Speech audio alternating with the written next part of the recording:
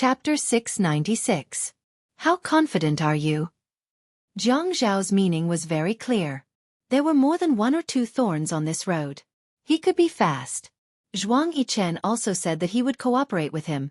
But how much cooperation? He needed to know how much cooperation he would have. Chen Tong can't stay. If this goes on, I will be more and more confused with him. This is very dangerous for everyone. Zhuang Yichen was actually a little annoyed. Jiang Zhao had been dragging down their cooperation because of Yun Hongwei, which made him very uncomfortable.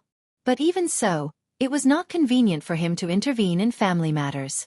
How about this? Let's talk outside. Let's go to the tea house. I will wait for you there. Okay. In the tea house, the sound of the guzheng and pipa was like smoke, lingering in the air and not dispersing. In the small private room, Zhuang Yichen and Jiang Zhao were washing the tea set and boiling tea. Brother Zhao, I don't think it's impossible. What's the way to bypass this? Jiang Zhao's voice was as serious as his expression. I don't think it's too much.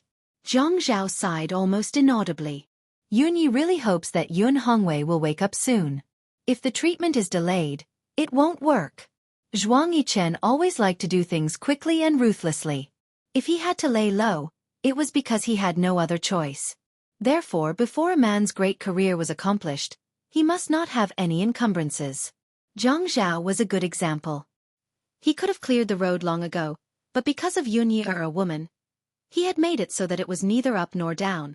If they hadn't known each other for so many years, he would have told him the source of his dissatisfaction. Why not? When Yun Hongwei wakes up, can you let go of your fists and feet to deal with your enemies?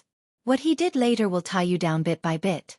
Now, you just ask the hospital to stop the treatment for him for a period of time. It's not that you won't do it in the future. Won't it be easier to deal with his affairs after you cut off all the wings that should be clipped? You can't be like this for the rest of your life because of him, right? A deep coma for 3 months and a deep coma for 3 years is just a difference in time. But to you, it's a guarantee of your future. Zhuang Yichen felt that this matter was urgent. He had to help Jiang Zhao get rid of the thorns around him first. Then, Zhuang Yichen could help him deal with the Zhuang family. He could not keep Jiang Zhao was a threat. Zhuang Yichen such a rebellious suggestion. Once they did, Yun Hongwei would definitely be implicated. Now that Yun Hongwei was in a deep coma, even if he was implicated, what could he do? If he had a few more years to get to his position, he would be able to get rid of his enemies. Everyone's political background would be deep. Another 20 years. 10 years. 5 years. 3 years. 2 years. They could even be suspended for a year or two. At this juncture, it was indeed the best time to strike at his opponent. It would be best if Yun Hongwei did not wake up during this process. The Jiang and Qin families placed filial piety at the top of their education. But Jiang Zhao had a wolfish nature in his bones. He was ruthless. It was a miracle that he could treat Yi Er like this. At least, people who were not related to him by blood would not be able to receive his wholehearted devotion. He knew this. But Yun Hongwei was not Yi Er. The ruthless wolfish nature in him had taken over his morality toward Yun Hongwei. Can you guarantee that the hospital will stop the treatment so that he will not wake up? Until we're done. Mission. There's nothing that can't be done. There may be many ways to wake up a person who is in a deep coma. But if you don't want a person to wake up, there are many ways to do it. If you don't want Yun Hongwei to wake up, I have a way. Jiang Zhao muttered to himself for a moment and frowned. Then we'll do as you say. I'll send Chen Tong's photo to the news agency tomorrow. But the media might not dare to publish such sexy photos of political figures. Go and tell the news agency to release it. Okay. After Jiang Zhao made up his mind, he suddenly thought about it. It was best if he could rush forward quickly. Fighting a protracted battle would consume too much energy. Meanwhile, outside the private room, a woman with a long pale pink scar on her face widened her eyes in shock when she overheard the conversation in the room. Yi Er had just returned home from the hospital. It was already 10:30 p.m. when she realized that Jiang Zhao was not back yet. She gave him a call. Jiang Zhao replied that he had already arrived downstairs. Yi Er washed some red grapes and soaked them in cold water again. She washed them clean and placed them on the coffee table in front of the sofa. She took off her slippers. Under the coffee table was a large, fluffy carpet. It was very comfortable to step on with her bare feet. She knelt on the ground, picked up a small pair of scissors, and cut off the red grapes one by one. Hearing the sound of the door opening, Yi quickly stood up. She pulled a piece of tissue paper to dry her hands and threw the tissue paper into the small trash can. She quickly put on her slippers and ran to the door. She took Jiang Zhao's slippers and placed them on the ground. Just as the man changed his shoes, the woman pounced on him and hung on him like a koala bear. Her face was about to burst with laughter. She called out, "Hubby, hubby," in an exceptionally happy manner. So happy. Jiang Zhao threw the briefcase in his hand on the table. He hugged the woman's butt and walked into the living room. Yes, of course I'm happy. How can I not be happy when I see my hubby coming home from outside every day? Healthy, handsome, and beautiful. Your mouth is so sweet. Did you put honey on it? Yes, I did. Why don't you try it? Come on, try it. Yi learned this from Jiang Zhao. She learned very quickly and applied what she learned on the spot. Yes. He took a bite and smacked his lips to taste it. He frowned and seemed to ask very seriously, "What kind of honey? What kind of nectar? I haven't tasted it yet. Try it again and study it. Then you have to taste it carefully." Yi stretched her head out to let the man eat. She looked as cute as a child. Yi mouth was almost swollen from the man's kisses. Finally, she pushed him away. Okay, I'll tell you. It's red grape honey. Have you tried it? Jiang Zhao nodded very seriously. Yes, Yun Yi brand. Haha, yes, Yun Yi brand. Yi pointed at the red grapes on the tea machine and ordered, "Go over there. I just washed them. Eat some fruit before we go to bed." Okay. She was placed on the sofa by Jiang Zhao. Yi giggled. "I'll give you some red grapes." Jiang Zhao shook his head and nibbled on Yi's neck. "I want to eat Yun Yi brand red grape honey." Yi reached out to the tea machine's tray and picked up a piece of grape honey. She put it in her mouth and smiled as she ate it. Jiang Zhao took a piece of tissue and put it in her mouth. Yi spat out the tissue. Jiang Zhao crumpled the tissue and threw it into the trash can. He shouted happily, "Eat honey, eat honey." There was a sweet taste in his mouth. It was yours, mine, and he couldn't tell it apart. Jiang Zhao rubbed the woman under his body. Those soft skin felt so soft in his hands that he wanted to crush it.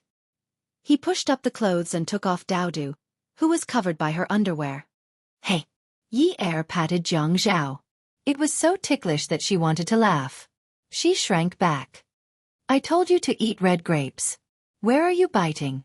Jiang Zhao fiddled with her fingertips and gently scraped with his teeth. He shook his head.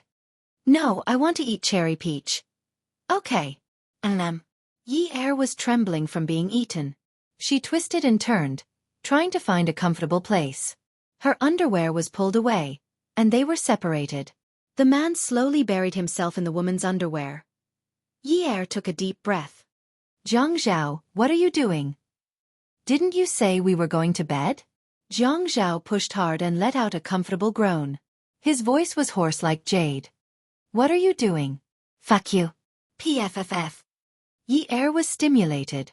Jiang Zhao didn't say such crude words. When two people were in bed, they were happy. Even if he did it until his face and ears turned red, he would only murmur some ambiguous words in a gentle voice. Why? She couldn't accept such words. She couldn't accept it. It doesn't sound good. You're not allowed to say that. Ha! Isn't it? Wave after wave, he repeatedly asked. There was a naughty smile in his voice. Isn't it? Yi couldn't take it anymore and could only admit defeat. Yes, you're right. The moon was high in the sky. The two of them moved to the bedroom. Yi was lying on Jiang Zhao's body. Her eyes were curved into crescents. Her bright mood and happiness were written in her eyes. "Hubby, I went to see Dad tonight. The doctor said that Dad's condition is getting better and better. I'm so happy." Jiang Zhao was originally caressing the woman's smooth back with his eyes closed in enjoyment.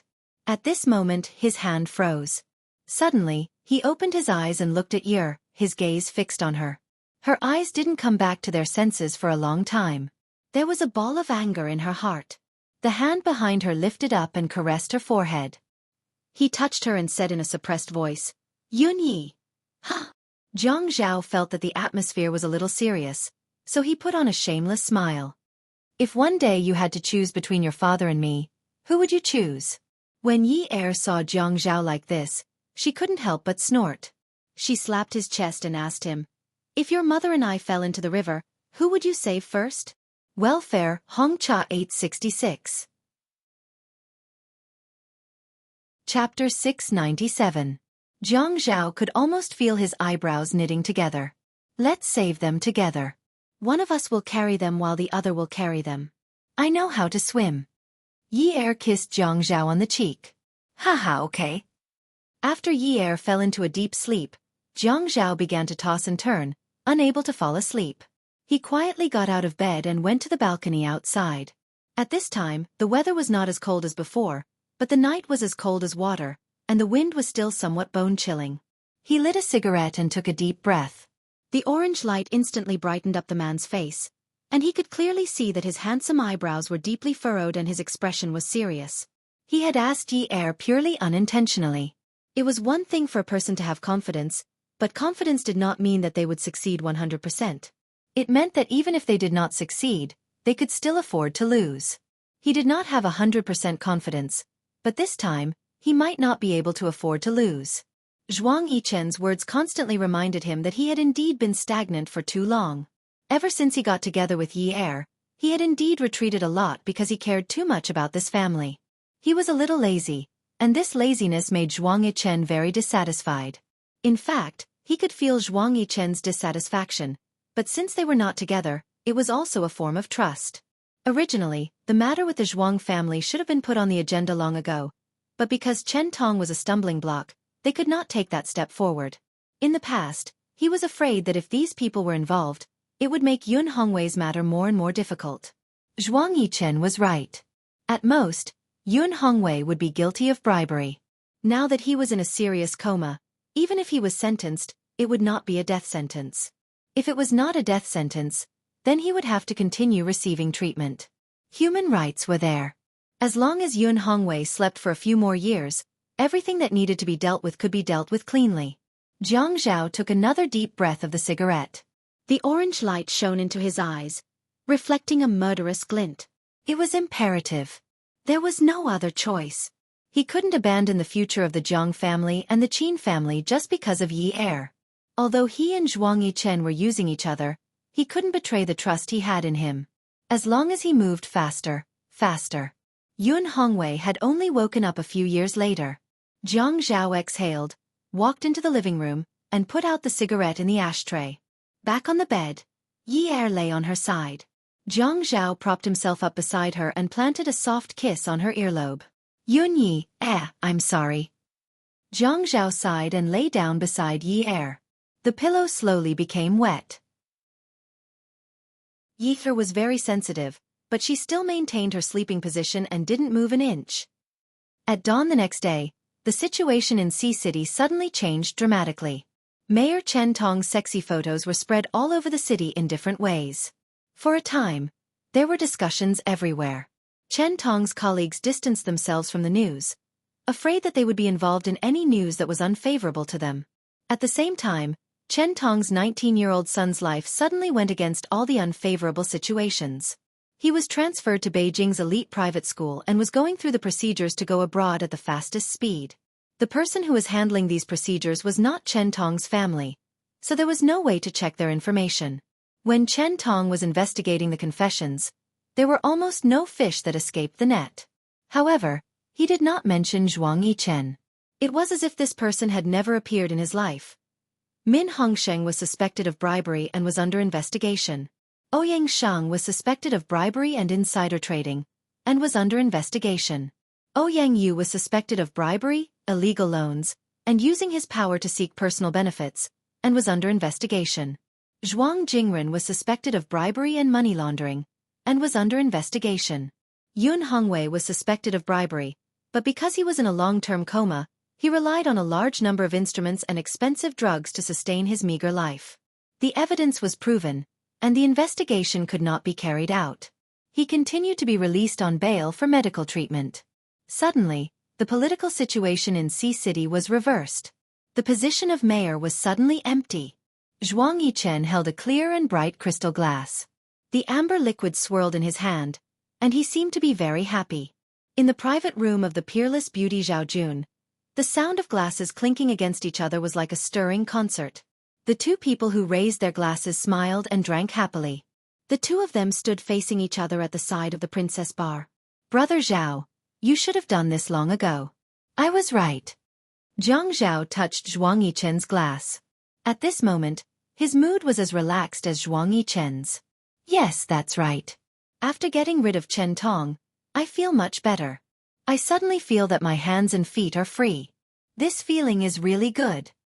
Zhuang Yichen raised his glass and drank a mouthful of wine.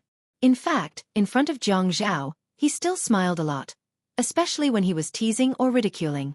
When he smiled, it was as if pear blossoms had bloomed overnight. He raised his eyebrows slightly. If you didn't know Yun Yi, how could Chen Tong be so carefree now? That's why the ancients say that beauty is a source of calamity. Ha! Jiang Zhao just smiled and ignored Zhuang Yichen's disrespectful words about Yi Er. Anyway, what he said was the truth. It was fine to admit it. Even if a beauty was a source of calamity, she had to have the ability to be able to harm Jiang Zhao. It was also Yi Er's ability. Jiang Zhao thought so in his heart. Haha, you're right. But Yun Yi has her good points. It doesn't matter if she's a little slow. Zhuang Yichen looked at Jiang Zhao and asked curiously, is marriage so good? Marriage has its good points. It's stable. Do men think so too? Zhuang Yichen always thought that only women would think this way. It should be people who yearn for a complete family. They all feel this way. I've always yearned for a complete family, so marriage makes me feel very stable. In fact, Jiang Zhao never shared his thoughts and experiences with Zhuang Yichen. It would be very pretentious for men to say these things. However, Zhuang Yichen's eyes were too serious as he waited for his answer. To repay his sincerity, he still said it. Zhuang Yichen listened more and more seriously. Suddenly, he shook his head and pointed at Jiang Zhao with his index finger. Marriage is a tie. I concluded it from you. You concluded it indiscriminately. When you were in school, you got a 0.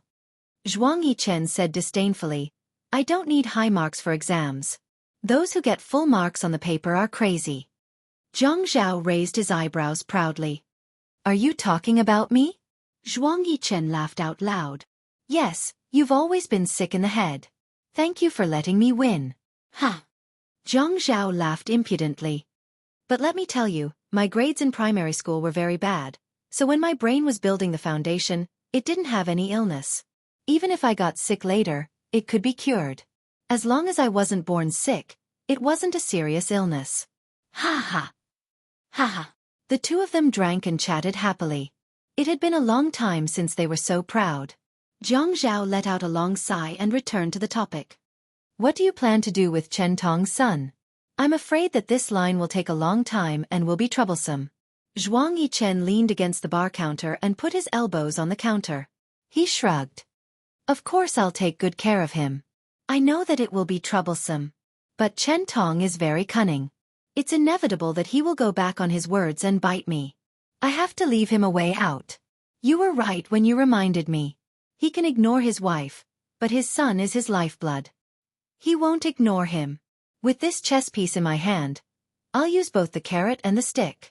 As long as Chen Tong dares to drag me down, his son will suffer. He's very smart. He won't do that. Jiang Zhao was standing beside Zhuang Yichen. He raised his elbow and nudged him. Good fellow, will you do the same thing behind my back? Zhuang Yichen raised his chin and pretended to look at Jiang Zhao contemptuously. He snorted. You have to be careful. Don't make a move behind my back. Otherwise, I'll have a lot of things to use against you. Jiang Zhao couldn't help but laugh. Of course, when I'm at my wit's end, I'll immediately pull you out and perish together with me. You have to be careful and protect me well. This is for your own sake.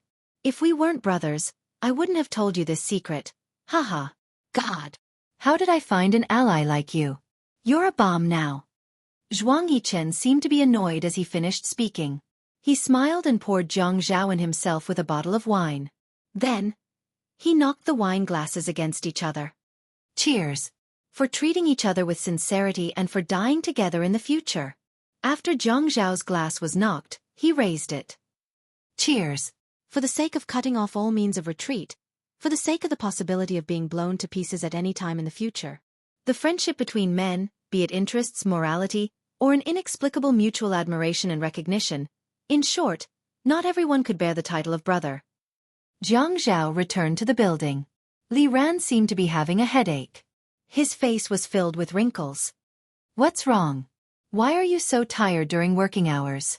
Li Ran held his forehead. Boss, you are going to be the substitute mayor. It's hard on me. Oh. Zhang Zhao felt that it was quite interesting to meet a blockhead like Li Ran. Back then, he had fired Lu Cheng and wanted to find someone more honest. The old director of the Public Security Bureau had recommended Li Ran, saying that he knew his place. Moreover, great wisdom begets fools. If Li Ran's foolishness was real, Zhang Zhao really couldn't tell. If Dong Xuebing becomes the acting mayor, he will be the acting mayor in the future. The position of the acting mayor will also be different. Li Ran said with a bitter face. They keep calling you to invite you out for meals and social events. I told them that your schedule is full, but they feel that I am your secretary and you are related to each other. They insist on inviting me out. I told them that I am a clean secretary, but they don't believe me. Sigh. Don't they know that my ass is not a horse's ass, but a cow's ass? Zhang Zhao chuckled, but patted Li Ran's shoulder and said earnestly, then use your cow but as a horse's butt. Ah. Li Ran looked at Zhang Zhao speechlessly, feeling even more distressed. Beauty novel, Xinwu 799. Chapter 698. Boss, what should I do in the future? Li Ran asked. Tell them that a document has been issued from the top recently. Fight corruption and promote integrity. Tell them to work overtime every day and don't have time to socialize. They will be stupid if they don't understand this hint. Zhang Zhao said and returned to his seat. Li Ran suddenly laughed. Boss, how come you are so smart? Why didn't I think of this? I will know how to reject them in the future. But you still have to entertain others. You can't reject everyone. You should learn from them. Zhang Zhao opened his pen and looked at Li Ran. Li Ran, you are only a few years younger than me. Don't use honorifics in the future. Just use it in public. If not, you will not be used to it. Li Ran scratched her head. Okay. I will remember it. After Li Ran left the office, Zhang Zhao understood what the old bureau chief said about Li Ran. The so-called great wisdom attracts the foolish, was because some people were hiding their intelligence. They were trying to test their limits step by step. Everyone knew that the position of the mayor's secretary was very important. Getting the mayor's secretary to do public relations was also a very basic method. Li Ran's cleverness lay in the fact that he didn't know Zhang Zhao's bottom line. He kept the most basic probing, and in the process of probing, he grasped his own limits. Other people are round on the outside but square on the inside. But Li Ran is round on the outside but square on the inside? Zhang Zhao felt he is interested in this person. He does not want another Lu Cheng to appear. To him, loyalty is more important than anything else. Ye went to the hospital more often because the doctor said Yun Hongwei has a high chance of waking up. But there was no progress recently. Ye was very anxious. Every time she went to the main doctor and assistant doctor, the same answer would be given. There is no standard data on when the patient will wake up. Most of the time, the patient's symptoms will recur. Furthermore, the patient's heart condition is very serious. So, it is normal for him to not wake up. Ye felt the whole process is torturous. Half a month ago, she felt the sun had started to warm up. But now, it is April, and the weather is still not warm. She felt the cold wind from time to time. Looking at her father lying on the hospital bed, the burden in her heart became heavier and heavier. If her father was already 70 years old, she wouldn't have anything to say. Birth, old age, sickness and death were things that no one could escape since ancient times. She wouldn't be so stubborn. However, 40 years old was too young for a man. Many men started their careers in their 40s, and some even started their careers in their 50s. Her father's current wish might not fall on his career, but Si Jie was growing up. After all, she was an older sister. It would be a happy thing to have a father watching him grow up, right? She had suffered too much at home, so she didn't like Si Jie's precociousness. Children who matured too early were not cute. They were really not cute. They would always make people feel pity for them. Si Jie was like that. She felt that Si Jie was very pitiful. Doctor, although there is no hard data to prove that my father can wake up, at the very least, the situation should be developing in a good direction, right? Why do I feel like something's not right? The doctor looked at Yi Er. With his hands in his white coat, he said, Mrs. Jiang, for such a critically ill patient, many things are actually normal. Some things will suddenly get worse when they suddenly get better. Actually, I feel like it's good to maintain the same level as it is now. At least it hasn't gotten worse.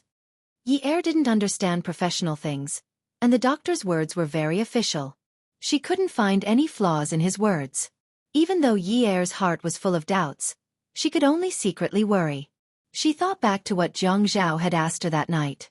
If she had to choose between him and her father, who would she choose? She only asked him back and didn't answer. Later, when he said sorry, she heard it clearly. She didn't know why he wanted to apologize to her, but his tone was too sincere and moving.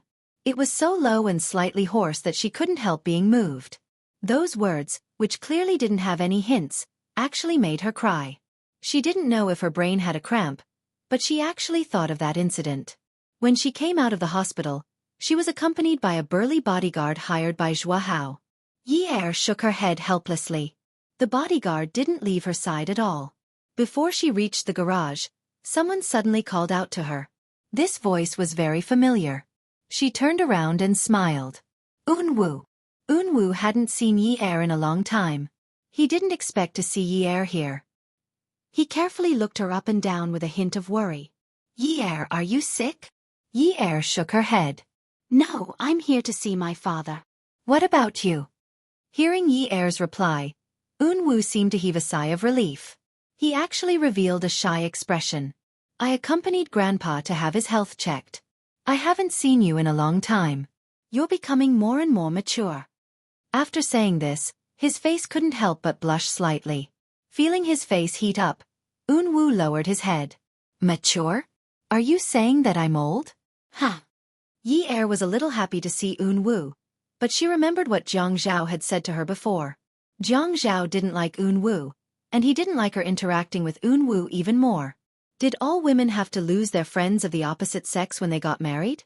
Even though she was a little reluctant, she still said to Unwu, Unwu, I have to go back early. Say hello to Grandpa Shi for me. I'll visit him another day. Unwu was stunned. His hands at his sides opened and closed, but he finally nodded. Okay. After Yi Er turned around, Unwu caught up with her after a few steps. He wanted to reach out to pull her, but in the end, he put his hand down and called out to her. When she turned around, he asked, Yi Er, is Zhao Gu good to you? Yi Er looked at Unwu. Looking at his clear eyes, she felt as if a flower had bloomed in her heart. In the end, her eyes curved into a sweet crescent moon. Him? He's very good to me. Unwu was momentarily stunned. He hummed softly like a mosquito and smiled. You should go back early. I'll meet you guys for dinner another day. Okay. He looked at Yi Er's back as she walked further and further away. Her hair was tied back in a ponytail. When he first met her, it was dyed, but now it was mostly black. The yellow at the bottom was almost cut. Just now, she was in front of him. In this season, she was wearing a small white shirt and a thin cardigan. The color was the blue of the sky. The white around her chest and collar were exposed outside the blue cardigan. It was like a white cloud floating in the azure sky. That back was getting further and further away. Brother Yu, are you crying? And handed him a handkerchief. Her voice was soft as she did not dare to disturb Unwu. Unwu took the handkerchief and turned around. I'm fine. It was fine. She said that she was very good. The word good came from her eyes. She did not have the sorrow she had when she was lying in the grass. She had her own happiness. He was just a passerby in her life. An insignificant passerby. Luckily, he was just a passerby. Luckily. And followed Unwu into the hospital. Ouyang Yen was sitting in Yi Er's office. When he saw that Yi Er had returned, he stood up. The bodyguard's face darkened. Ouyang Yen gave him a friendly smile, but his words were a little sarcastic. Mrs. Jiang, I didn't expect you to hire a bodyguard now that you're a big shot. Jiang Zhao really treats you differently. Yi Er shook his head at the bodyguard, indicating that there was no need for him to chase her away. He walked past Ouyang Yen, raised his chin, and glanced at her contemptuously. Then he walked back to his desk. Thank you. It's not appropriate to talk about the love between husband and wife, but you insisted on helping me analyze it like this. I feel quite comfortable listening to it. The corner of Ouyang Yan's mouth twitched. Let me tell you. Don't think I don't know Jiang Zhao is behind this. If he is unhappy, he can come at me. Why did he have to harm my grandfather and uncle? Yi never cared about Jiang Zhao's work, and Jiang Zhao would not tell her the details of his work when he went home. However, the political situation in High City had changed so much that every family knew about it. Although Jiang Zhao did not take the initiative to admit that he was behind the Ouyang family's incident, Jiang Zhao had said that it would be a tough battle. He had to go all out to bring down his opponent, and this opponent must be Chen Tong. She did not know about other political matters, but she knew that Chen Tong was the mayor, and Jiang Zhao was the deputy mayor. Chen Tong had always been at odds with Jiang Zhao. It was not easy for Jiang Zhao to enter the standing committee. After Chen Tong fell and Jiang Zhao took over, he could successfully enter the standing committee. When Chen Tong fell, many big families would be implicated. The family Ouyang was the first to bear the brunt. They deserved it. But no one would be stupid enough to talk about the political infighting. Wasn't Ouyang Yen in the examination institute? Why did he come to question her? Yi Er did not even raise her head. The TV program was already in full swing. She had to make arrangements for the people in the dance studio. She buried her head in the list and said calmly, "You can eat whatever you want, but you can't say whatever you want. Moreover, don't you know that the Jiang and Qin families are male chauvinistic rich families? As the daughter-in-law of this family, I don't dare to talk nonsense like you. Don't blame me for not reminding you. Some things you say will be criminally liable. You don't have any evidence, and yet you are talking nonsense here. I can sue you for slander." Ouyang Yen wanted to get close to Yi Er's table, but she was stopped by the bodyguards.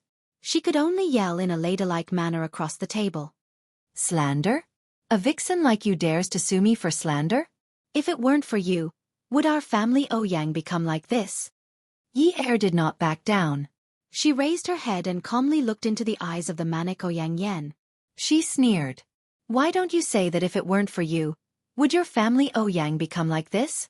Beauty novel, Hong Cha 866. Chapter 699.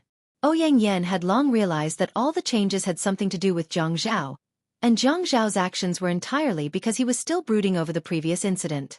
But even if she had a vague guess, she was unwilling to be confirmed. At this moment, Yi Er's words were undoubtedly cutting her fair skin with a knife. She had been pampered since she was young, and she couldn't accept that it was her own selfish desires that caused her family to fall.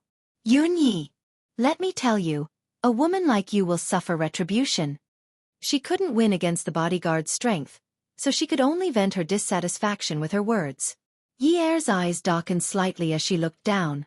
She said lightly, "Thank you, Miss Ouyang, for your concern. See, you and Jiang Zhao won't have a good ending. You're a burden. What benefits have you and Jiang Zhao brought to him? Don't talk about benefits. You're just a poor person who can't do anything right." Ouyang Yen was trying her best to be sarcastic. Yi Er was still burying her head in the circle, but the hand holding the pen had turned white. "You dragged your family of good-for-nothings to marry Jiang Zhao. Your father has a lot of dirty things behind his back. He's like a pile of shit, and you still have the nerve to ask Jiang Zhao to get him out of prison." Once Jiang Zhao made a move, the entire Jiang family shook. "You really have the nerve. Is your face thicker than the city walls? You have the nerve? What right do you have? What have you done for Jiang Zhao? Did Jiang Zhao owe you in his previous life? Isn't that mother of yours embarrassing? Isn't it embarrassing that the mother of the mayor's wife ended up like that? Hu and Haiqing didn't relish in talking about her. On the other hand, Hu didn't point at Zhang Zhao's spine and make irresponsible remarks behind his back. Isn't that younger brother of yours supported by Zhang Zhao? Zhang Zhao was also the one who opened the dance studio for you, right? You even went on TV shows? Zhang Zhao was a sucker. He must be an idiot to marry a useless woman like you. Ouyang Yan had finally turned himself into the kind of woman he used to hate the most, a shrew. Yi Er could hear the Ouyang Yan's roars echoing in her ears. She couldn't hear what he was saying as her ears were buzzing. When she looked up, she saw the Ouyang Yan's face was distorted and he was shouting something at her, but she couldn't hear anything. Throw her out. When Yi Er lowered her head, her voice was not loud. Even she felt that her voice was very soft. She was afraid that the people in the room could not hear her, so she shouted, "Throw her out." Yi Er was walking on the street in a daze. The bodyguards were keeping a distance from her. She said she wanted to walk by herself for a while. His neck tilted backward until it could not be tilted any further. His head seemed to be very heavy, and the Yunyi in the sky was all blurry and misty. She wanted to save her father. There was nothing wrong with that, right? This was her motive for getting close to Zhang Zhao. However, she did not expect that her motive would become so impure in the end. She really hoped that there would be some wind at this moment to blow away some of the clouds in the sky. Then, there would be some dark clouds and heavy rain. She would just stand here and let the storm wash her clean, washing her until she was 17 years old. At that time, the Yun family had not declined. Her father was a modest and elegant businessman. Her mother was the wife of a wealthy family. Her younger brother was smart, cute, innocent, and smart. At that time, she was the miss of the Yun family. She lived a life of luxury and did not have to do anything. She went to and from elite schools and was picked up by expensive cars. She went to banquets with her classmates in groups of 3 or 5. Everyone called her Miss of Yun University. At that time, although the Yun family and the Zhang family were still far apart, at least they were well matched in terms of social status. At least she was not a burden. The phone in her handbag was ringing and ringing. It went from a blurry ringtone to a clear ringtone.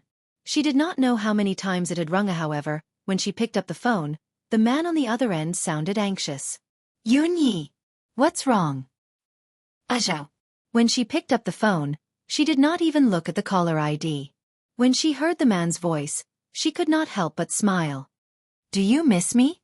Let go of her hand. The man did not seem to like her acting coquettishly. He was still angry. You're still in the mood to joke around? Why didn't you pick up the phone for so long? Did something happen? A warm feeling rose in her heart. I'm on the street outside. I didn't hear you. Don't be angry. Which street are you on? I'll pick you up. She looked at the position of the sun in the sky and held the phone in front of her. The time was displayed at the top of the screen. She put the phone to her ear again. What's the matter? It's not time to get off work yet. Grandpa is having dinner with the Han family tonight. In order to make it seem official, everyone in the family has to attend. The Han family? The Han family that has a marriage agreement with Shen Xian? Yes. Grandpa is the peacemaker. The Shen family is hosting this dinner. They want to annul Shen Xian's marriage. Yi Er sighed softly. Annulling an engagement. Actually, there's no marriage certificate. That kind of verbal marriage has no legal effect. They don't have to do this, right? They can just say hello. When the family men annulled the engagement, they only mentioned it briefly. It's not the same. After Zhang Zhao picked up Yi Er, he sat in the car and continued what they had discussed on the phone. This is not an ordinary family annulling an engagement. It has no legal effect, but it will hurt the harmony between the families. The Shen family is most afraid of hurting the harmony between the families. The Shen family has already suffered a lot because of Shen Xian's dowry. How can they offend the other families? Yi Er's hand was still nestled in Zhang Zhao's dry and warm hand. She tilted her head and gazed at him. Her smile was full of admiration. Grandpa is really amazing. He can even meddle in this kind of matter.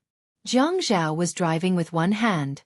He squeezed the little woman's hand and stroked her fingers with his thumb. His gaze fell on the traffic in front of him. It was rare for him to be so calm. He smiled. He has no choice. The position is there. As the chairman of the Chamber of Commerce, he has his prestige. A person's position and responsibility are proportional. If he couldn't find a way to resolve the conflict between the families, how could he have been in this position for so many years? Moreover, this matter is beneficial to the Qin family. Yi Er didn't understand. Beneficial? The Shen family's 100 billion dowry can be given to the Pei family. It has nothing to do with the Qin family at all. Why do they have to run around and cause trouble? Zhang Zhao looked at Yi Er's interested expression. His eyes were full of love as he carefully analyzed the situation for her. He was afraid that he would miss out on some details that would be difficult for her to understand. After listening to Zhang Zhao's explanation, Yi Er finally understood why Qin Rongfang was so dedicated. If Shen Xian could successfully marry into the Pei family and avoid the danger of going to jail, then the Shen family would naturally be grateful. And this matter was orchestrated by Qin Rongfang from the beginning to the end. From then on, the Qin family would have another powerful brother like the Shen family in Haicheng. In the past, although they lowered their heads and met face to face, they definitely couldn't be considered family friends. Now it was different. And now, the marriage between Fei Yu and the Pei family was a foregone conclusion. The Qin family and the Shen family were even more related. In Haicheng, the Han family was indeed not to be underestimated. However, the Pei family in the south was the real prestigious family. It was natural that they wouldn't help the Han family because Shen Xian's chess game was already set. She could either marry into a vegetative state and accept punishment to atone for her sins or go to jail. There was no choice. Even if the Shen family was unwilling, they couldn't compete with the Pei family's power. After all, the incident happened in City Ji and not Haicheng. There was no room for negotiation. The chess game was already set. The Qin family was just doing a favor. Why would they bother to do something that was strenuous and unrewarding? The dinner that night didn't become friendly because of Qin Rongfang's prestige. Instead, the smell of gunpowder was quite strong. This gunpowder wasn't from the Shen family, but from the Han family. In the super luxurious room of Haiyu restaurant, the oxygen in the air was getting thinner and thinner. There were 2 tables. The elders and the parents, as well as the main cause of the incident, sat at one table. The juniors like the grandchildren sat at the other table. It seemed dispensable, but it symbolized the importance of the Han family. Old Master Shen and Shen Xiong had actually hinted many times about breaking off the engagement. However, Han Qiang didn't agree no matter what. So Old Master Han didn't agree. Once this matter came out, what Han Qiang couldn't accept the most was that Shen Xian was forced to marry a vegetative state after breaking off the engagement with him. No matter what, he wouldn't break off the engagement. Even if the sky fell, he wouldn't do it. Qin Rongfang didn't expect Han Qiang to be so stubborn. A few elders tried to persuade him, but it only made Han Qiang angrier. His beautiful peach blossom eyes were very intense at this time. His angry look could be seen at a glance. He slammed the table and stood up. His voice was very loud. Why? Shen Xian. She's my fiancée. Everyone in Haicheng knows that the woman I, Han Qiang, will marry in the future is Shen Xian. Why should I give her to someone else? Don't even think about it. Don't think that you can ruin things just because you're respected. Qin Rongfang was really helpless. He glanced at Shen Xiong. The other party also looked troubled, so he could only brace himself and face the difficulties. Usually, it was okay to deal with some old guys, but when faced with hot-blooded young men who looked like they were guarding their territory, it was still an unusual headache. He raised his hand and pressed down. Qiang, listen to Grandpa Qin. Han Qiang's mood at this moment was both suppressed and painful. Facing the elders who he usually lowered his head to greet, he couldn't talk about respecting the elders at this time. He only said arrogantly, "Talk about what? There's no talk. There's no discussion about giving in to my wife. I'm going to Ji City now. I must bring Shen Xian back." Jiang Zhao calmly picked up the food with his chopsticks and put it into Yi Er's bowl. As if he didn't hear the argument at the table behind him, he put his left hand on Yi Er's leg and rubbed it. He said gently, "If you don't eat something now, you'll definitely be hungry later." Add Song Shu 566.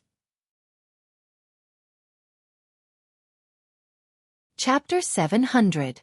Yi Er didn't know whether he should eat or not. If he ate at this juncture, wouldn't it show that he wasn't following the rules? If he didn't eat, he would be letting Jiang Zhao down. As if seeing through Yi Er's thoughts, Jiang Zhao nudged Qin Fian who was sitting beside him. Fian, eat. Qin Fian was taken aback. Bro, that's not very good, right? They can make a fuss. We'll eat our food. Jiang Zhao started to eat first. Qin Fian could only follow behind, risking his life to accompany the gentleman. Usually, there were many rules in the family clans here, especially those close to each other. It seemed that every family's rules were more or less the same. At this time, the elders of the Qin family, Shen family and Han family were all present. That table hadn't started eating yet, but the younger generation's table had already started eating. Shen Kai, who had been thinking about something troubling him, also raised his chopsticks. Eat, eat. And so, the younger generation all started eating. Let's eat then. Fei Yu was sullen the whole time, only eating in small bites. Qin Fian couldn't help it. He asked Fei Yu if she had something on her mind. Fei Yu only shook her head, then said that she was revising her lessons, not communicating with him. A girl's thoughts were hard to guess. The younger generation at the table all picked up their chopsticks, but the background of the table behind them suddenly changed, as if the surging heavy metal music had suddenly turned into a mournful eru. Shen Xiong was the least spirited one. He was holding a handkerchief tightly in his hand, trembling unsteadily. In his somewhat dark eyes, there were some tears. He wanted to speak a few times, but because he was afraid that he would be too sad, he couldn't open his mouth. Qin Rongfang couldn't bear to see him like that. He turned to Han Qiang and said, Qiang, do you think old Shen is willing to give his granddaughter was going to marry a vegetative person? The Shen clan only has one daughter. She's the only one in the entire house. She's the only one. When Shen Xiong heard Qin Rongfang's words, he quickly lowered his eyes and looked at his own legs. He rubbed his handkerchief against his nose and tears fell. When he thought about how his granddaughter would have to serve a vegetable for the rest of her life, his heart felt like someone was cutting it with a knife. It hurt terribly. When Han Qiang saw Shen Xiong's sadness, his body trembled and he slowly sat down. Qin Rongfang sighed, but he only has one girl in his house, so he can't possibly send her to jail, right? Although little Xian had married a vegetable, but you'll have to spend time in a place like prison, right? Han Qiang gritted his teeth and said, Grandpa Qin, our Han family can also pay. I want to get Shen Xian back. Qin Rongfang could see that Han Qiang cared about Shen Xian very much. He didn't come here to pester Han Qiang endlessly because he was ashamed of breaking off the engagement. His words became more sincere and meaningful. Qiang, if money could solve the problem, would your grandpa Shen take this step? That's his biological granddaughter. Because of this matter, he didn't get out of bed for many days. He couldn't bear to scold or hit that girl. Sigh, the Pei family isn't an ordinary family. They have money and power, so they don't care about those things. What they want is to vent their anger. If they don't vent their anger, little Xian won't be safe. You have to know that Pei Jincheng was hit by that girl. It's a fact that the back of his head was injured, and it's also a fact that he's in a vegetative state. She deliberately hurt him and caused serious consequences. This punishment isn't light. You like her. At this juncture, only her safety is the most important thing. Nothing else is important. Han Qiang left before the dinner officially started. Before he left, he agreed to break off the engagement. In Ji City, the Pei family was quickly preparing for the wedding. Pei Li spent a lot of money to hire a wax figure master to make 6 wax figures of Pei Jincheng. They were to be used in 4 different poses for the wedding photos, one for the church wedding, and one for the Chinese traditional costume at the wedding banquet. Shen Xian had just wiped Pei Jincheng's body with water and helped him put on his clothes again. She was sweating profusely. Before she had time to rest, she was called to try on the wedding dress again. During this process, she didn't say that she was tired. She also knew that there were some things that could be done by a nurse or a servant, but Pei Li wanted her to do it personally. She knew that the Pei family was venting their anger. She had to make up for her mistake. Her moment of anger ruined the happiness of 2 families. She knew it all. Since she was young, there was no one thing that made her understand this word so deeply. It was too late to regret. The me in the end. Although it was too late to regret it, she could only have no complaints. She didn't go to a high-end custom-made wedding dress shop to try on the wedding dress. Instead, the wedding dress shop brought all the wedding dresses to the Pei residence and sent them to Pei Jincheng's garden, Wutong Yuan, for Shen Xian to try on. There were wax figures photos placed in front of Shen Xian. According to the man's clothing style and color in the photo, she chose the most matching wedding dress. There were 6 photos in her hand. Shen Xian couldn't help but be a little absent-minded. This man was really good-looking. If outsiders knew that such an outstanding man was beaten into a vegetative state by her, would those women who adored him when she went out in the future? Would he die without a complete corpse? Fei Yu was in a bad mood. Qin Fian hugged Fei Yu and coaxed her. Little Yu, smile for your brother. I won't be reserved if I smile too much. Fei Yu still didn't seem to be energetic. He smiled and continued to tease her. What do you want to play? Tell me. I'll take you. I want to go home and sleep. I have an exam tomorrow. Qin Fian felt that he was being ignored. Fine. Let's go home. He stood up and said to Zhang Zhao. My little ancestor wants to go home. My little ancestor wants to go home. Zhang Zhao pulled Yi Er and stood up. Let's go. Let's go together. They should also leave. The few elders stayed behind to continue the discussion. When they just left Hai Yu restaurant, Zhang Zhao's phone rang. He frowned. It was a call from the doctor at the hospital. He answered. Dr. Zhao, why are you calling so late? Before he could finish, the person on the other end of the phone said, Mayor Jiang, you need to come to the hospital immediately. The patient's condition suddenly worsened. Her heart rate suddenly became weak. I'm afraid she might not be able to get through this. Zhang Zhao's face darkened. Yi Er, who was beside him, had stood on his tiptoes to eavesdrop on Zhang Zhao when he heard the words, Dr. Zhao. At this time, his legs went soft.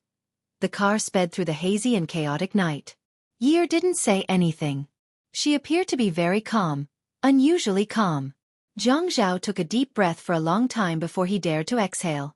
His mind was filled with uneasiness, and his brain was in a mess. When they reached the hospital, Zhang Zhao ran faster than Yi Er. He was worried about something. Yi Er was still sitting quietly on the bench along the corridor. She looked at Zhang Zhao, who was pacing back and forth in front of her. She smiled. Zhao, sit down for a while. It's okay. Don't worry. When Zhang Zhao saw Yi Er's smile, he felt a sharp pain in his heart. He did not know why Yi Er's smile was like a poisoned arrow. Her face was pale, and her lips were drained of color. Her hands were gripping the sides of the seat so tightly that it felt like she was going to break the seat. Her hair was a little loose, and it looked like she was really hurt. But she was smiling at him as though she was comforting him. It was just like in the past, when she had to please him even though she was hurt. Zhang Zhao felt like something was wrong. That strange feeling rose and fell in his chest like a huge wave crashing against his heart. The wind suddenly blew, and the waves crashed against him. He was in so much pain that his willpower almost couldn't withstand the huge impact. Yun Yi, Zhang Zhao pulled up his trousers and squatted down in front of Yi Er. He called out in a low and hoarse voice. He pried her hands off the sides of the seat and held them in his palms. Yun Yi, don't be like this. Zhao, what's wrong? I'm telling you not to worry. My father will be fine. Yi Er's eyes were curved. Under the light of the corridor lamp, the light in her eyes was even brighter. Her eyes were watery, and the corners of her mouth were curved into a gentle and lovely curve. She pulled her hands out of Zhang Zhao's large hands and stroked his eyebrows, nose, and lips. Every stroke was synonymous with handsome. She loved it so much. Really, she loved it so much. Sometimes, she felt like she was going crazy. She loved him so much. After being scolded by the Ouyang Yan, any self-respecting woman would be ashamed. But she couldn't help it. She loved him so much. Yes, it'll be fine. The man grabbed the woman's trembling hands, wrapped them, and pressed them against his face. He didn't even dare to believe it himself, but he firmly captured the woman's gaze and told her that it would be fine. Yi Er nodded slowly. She looked at the man squatting in front of her. His body swayed back and forth as though he was swaying very easily. But the voice that came from the bottom of her heart was bitter. Zhao, do you like children? I do. What about you? I'm still a child myself, but I quite like children. My little brother. He's so cute, isn't he? He was even cuter when he was young. When my mother gave birth to him, I was already 10 years old. He was just a little bit old. I still remember it. Really, he was just a little bit old. The first person my little brother would call wasn't Daddy or Mommy. The first person he would call was Big Sister. Yi Er's face broke into a smile. Her gaze was reminiscing about the past as she drifted away. Jiang Zhao squeezed Yi Er's hands, forcefully suppressing the surging uneasiness in his heart. Si Jie is very cute. Our future children will be very cute too. Grandma said that you gave birth to a girl. I like it very much. Yi Er nodded. Once, twice, faster and faster. It was as though the tears in her eyes couldn't stop. Welfare, Hongqiao 866. Chapter 701. Yun Yi, I'm sorry. He put his hand to his lips. He didn't know how inappropriate his words were. He lowered his head and muttered repeatedly. Hearing this apology again, Yi Er's heart trembled violently. She shook her head. She wanted to distract herself, but the face in front of her was her husband, and then her father. That sentence hovered in her ears. Who are you going to choose? Who are you going to choose? Seeing the obvious self-blame in his eyes, who are you going to choose? Thinking of her father struggling on the verge of death, who are you going to choose? Sigh, I'm sorry. In the past, he would still discuss her father's case with her. Sometimes, even if she didn't mention it, he would still say something to comfort her. But this time, when Chen Tong fell from the horse, he almost didn't tell her the whole story. He had been calmly handling his affairs without any scruples. Without the scruples he had in the past, he was a merciless chess player. It was as if her father had never been a chess piece in this game. His methods were ruthless and decisive, and his speed was shocking. He almost didn't give Chen Tong any chance to counterattack. Every move was fatal. Everyone fell, except for her father. He had always been calm and collected. He would block soldiers with arms and water with an earthware. It turned out that she was so sensitive. She was so sensitive that she could guess his thoughts with just a sentence and a sigh. Yi Er lowered her head. She wanted to sleep. Once she fell asleep, her father would wake up, and everything would return to the beginning. But the door of the emergency room opened. Seeing the doctor's expression and the helplessness when his shoulders drooped, he walked over. Jiang Zhao stood up. Yi Er didn't hear what the doctor said. She only saw the doctor's lips open and close. He frowned and seemed to be powerless to comfort her. Yi Er stood up, turned around, and walked to the other end of the corridor. At this moment, her footsteps quickened. She heard the sound of the waves. Actually, she wanted to go to Hawaii for her honeymoon. She just liked the name. She had been to many places before, but she had never been to other places with Jiang Zhao. Other than Ji City. He was very busy. There was also the sound of the spatula stirring in the wok as the vegetables were poured into the wok. Chi. She could calmly cover the lid of the wok or wait for the flame to extinguish by itself before continuing to stir-fry. The sound of the stainless steel and the iron smashing against each other was filled with happy notes. Jiang Zhao loved to eat the dishes she cooked and said that she was a great chef. That kind of life was very beautiful. The sound of panting was the product of a man's passion before, during, and after passion. She was fascinated by it and could even hear his unbearable groans, followed by kisses. Those kisses were soft and fragmented with soft sounds, followed by his faint murmurs, Yun Yi, Yun Yi. Her arm was grabbed, then pulled, and she crashed into that embrace. It was both familiar and unfamiliar. She gripped the man's collar tightly, gritted her teeth, and squeezed out a voice from her lungs. I'll go back and cook. I'll give it to you when I get back. Cook for you. Yun Yi. The man hugged the woman in his arms like that. It was as if he was hugging a murderous weapon with large spikes all over its body. He hugged her tightly in his arms and used his chin to knock against her chin. Yun Yi. The elevator door opened with a ding sound. The weapon began to tremble as if it had been injected with some kind of divine power. It struggled fiercely. I want to go back. Yun Yi, listen to me. Wait a moment. I'll get someone to pick you up. I'll deal with it here. Deal with what? Yi Er raised her head, but she couldn't see the man above her head clearly. She only knew that there were water droplets dripping on her face, drop by drop, continuously dripping onto her face. Her chin kept trembling, and her teeth kept clattering against each other, making a low tap, tap, tap sound. She looked at him in confusion, and her brows were furrowed in disbelief. Deal with what? What do you want to deal with here? I want to go home. What are you still doing here? You've watched for so long today. It's enough. Come again tomorrow. Come again tomorrow. Looking at Yi Er's self-deceiving and painful appearance, Jiang Zhao felt that his heart had turned into a piece of cloth. Yi Er's eyes were filled with inquiry, doubt and hatred, but they were all covered up by deep pain. That gaze was like a hand stuck in the gap of the fabric of his heart. She exerted a little force, and he could hear a chi-la sound from his heart. She exerted another force, and there was another sound from his heart. Then, it was a long chi sound.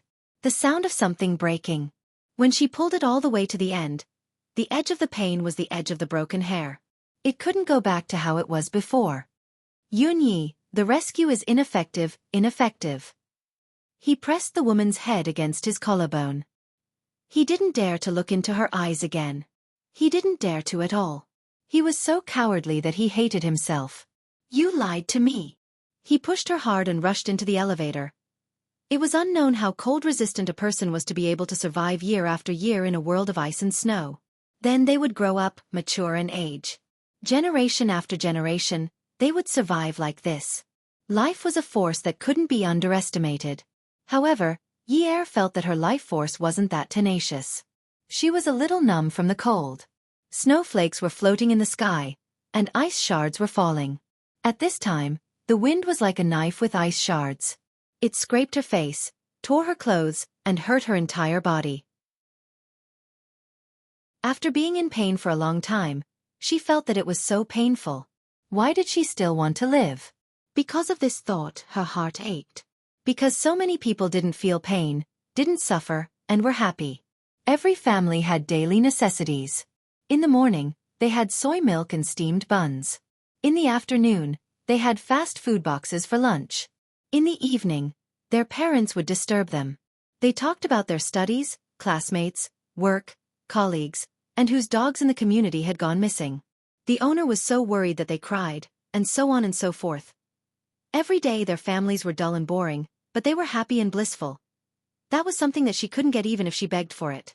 Now, she didn't even have a part of it. She had been trying so hard to preserve it, but now she didn't even have a part of it. Fian, come to the hospital. Yes, the hospital where my father-in-law is. Jiang Zhao held Yi Er with one hand and hung up the call with the other. Yi Er refused to go back to the hospital no matter what. She walked out with all her might. Jiang Zhao had no choice but to call Qin Fian and ask him to come over and deal with Yun Hongwei's matter. When a person suffered a huge blow, they would try to escape from reality.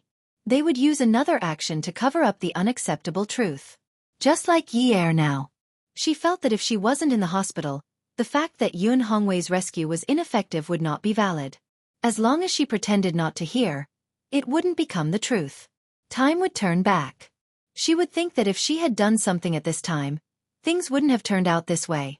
When Qin Fian rushed to the hospital, Yi Er had fallen asleep in Jiang Zhao's arms. Jiang Zhao sat on the large sofa in the waiting room. Yi Er was lying on his lap, her head resting on his shoulder. Her long legs were placed on the sofa. This position wasn't comfortable to sleep in, but it looked like she was still asleep. Actually, Jiang Zhao knew that she wasn't asleep. She just didn't want to open her eyes. She didn't want to talk to anyone. She didn't want to hear anyone talk. She didn't want to hear anyone talk about the fact that Yun Hongwei had already passed away. Qin Fian wasn't stupid. When Jiang Zhao was focused on killing Chen Tong, he knew that Yun Hongwei wouldn't wake up so easily. Otherwise, if Jiang Zhao cared so much about Yi Er, how could he ignore Yun Hongwei's situation? After all, it wasn't easy for him to get medical parole. There were already people criticizing him.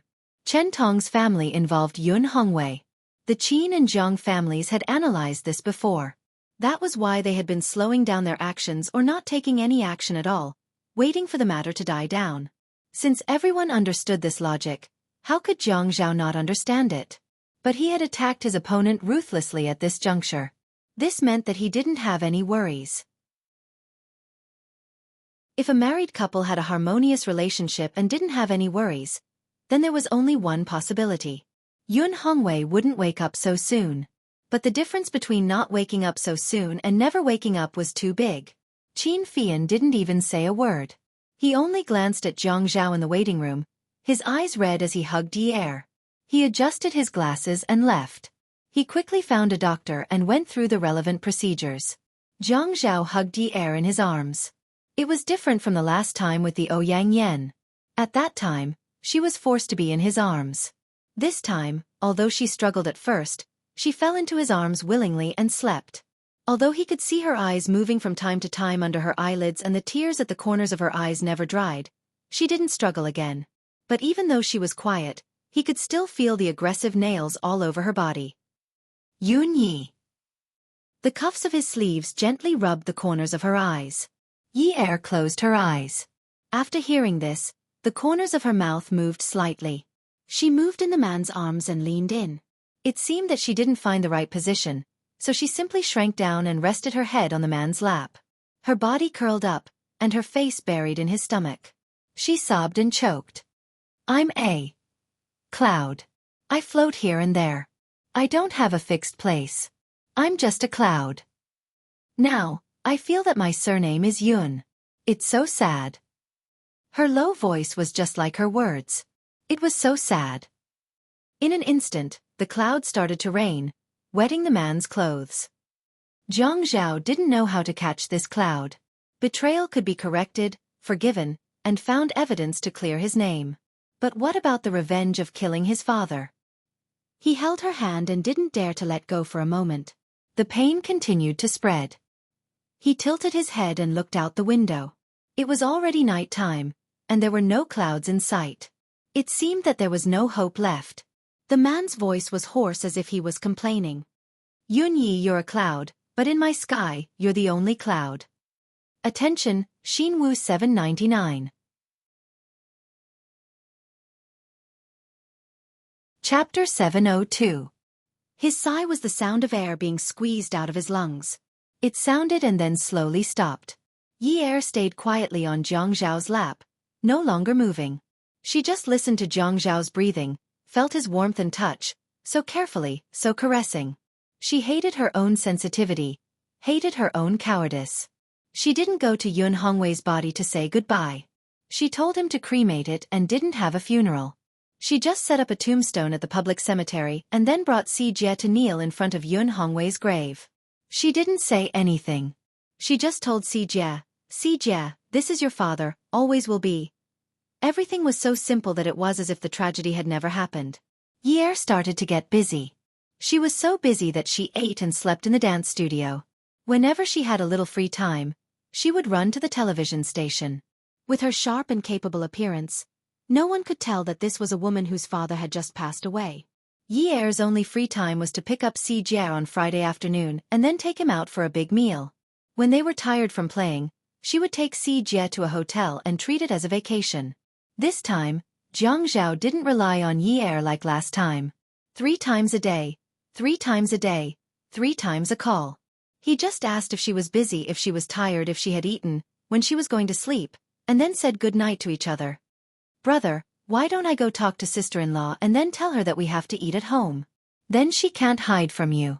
Zhang Zhao stood in front of his desk, bent over, looking for something in the pile of documents on the table. He seemed to be teasing him. Fian, the weather is getting hot. Your swimming product is also in peak season. When are you going to treat me to a meal? Qin Fian looked at Zhang Zhao, who didn't answer his question, and shook his head. He sighed. Brother, what are you guys doing? Last time, when the Ouyang Yen incident happened, I didn't see you like this. Sit down and have a good talk with sister-in-law. Zhang Zhao continued to cover for him. He dug a hole in the table and still could not find what he was looking for. He rubbed his forehead and massaged it. It's not like you don't know that your sister-in-law doesn't have time now. She's extremely busy. She wants to do that show well, so just let her do it. She doesn't even want to go to school now. Brother, what the hell are you doing?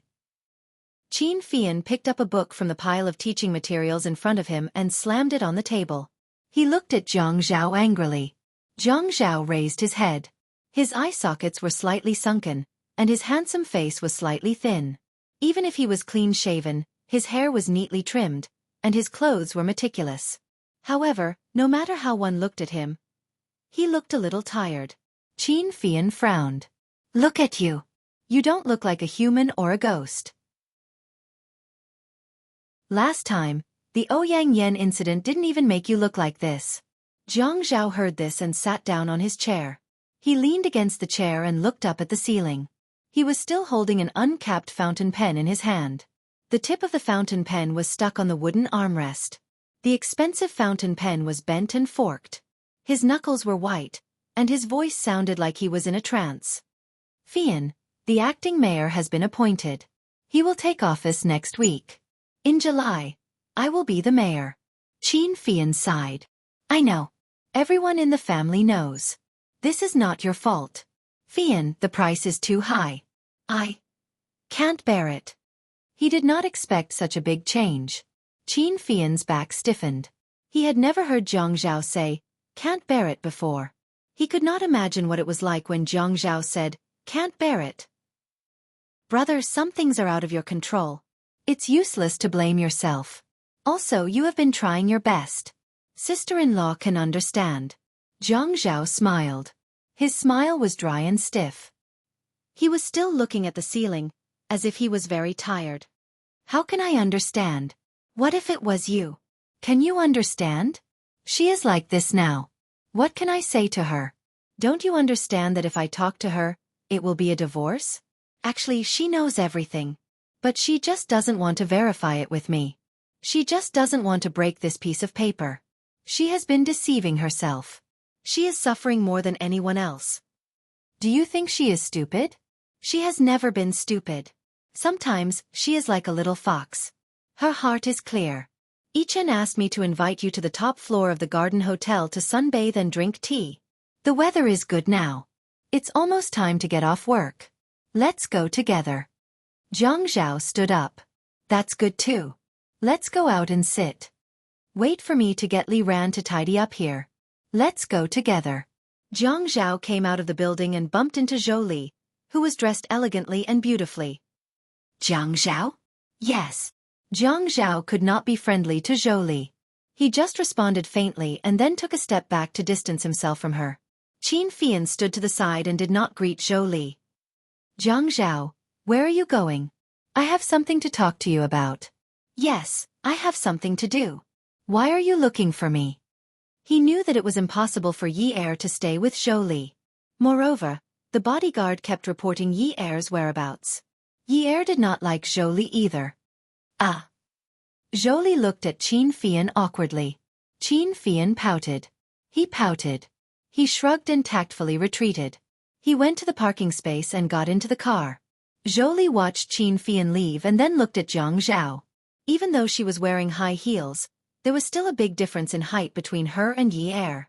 Therefore, when she looked at the tall Zhang Zhao, she felt a little tired. Especially Zhang Zhao's aura. It always made her feel incomparably oppressed.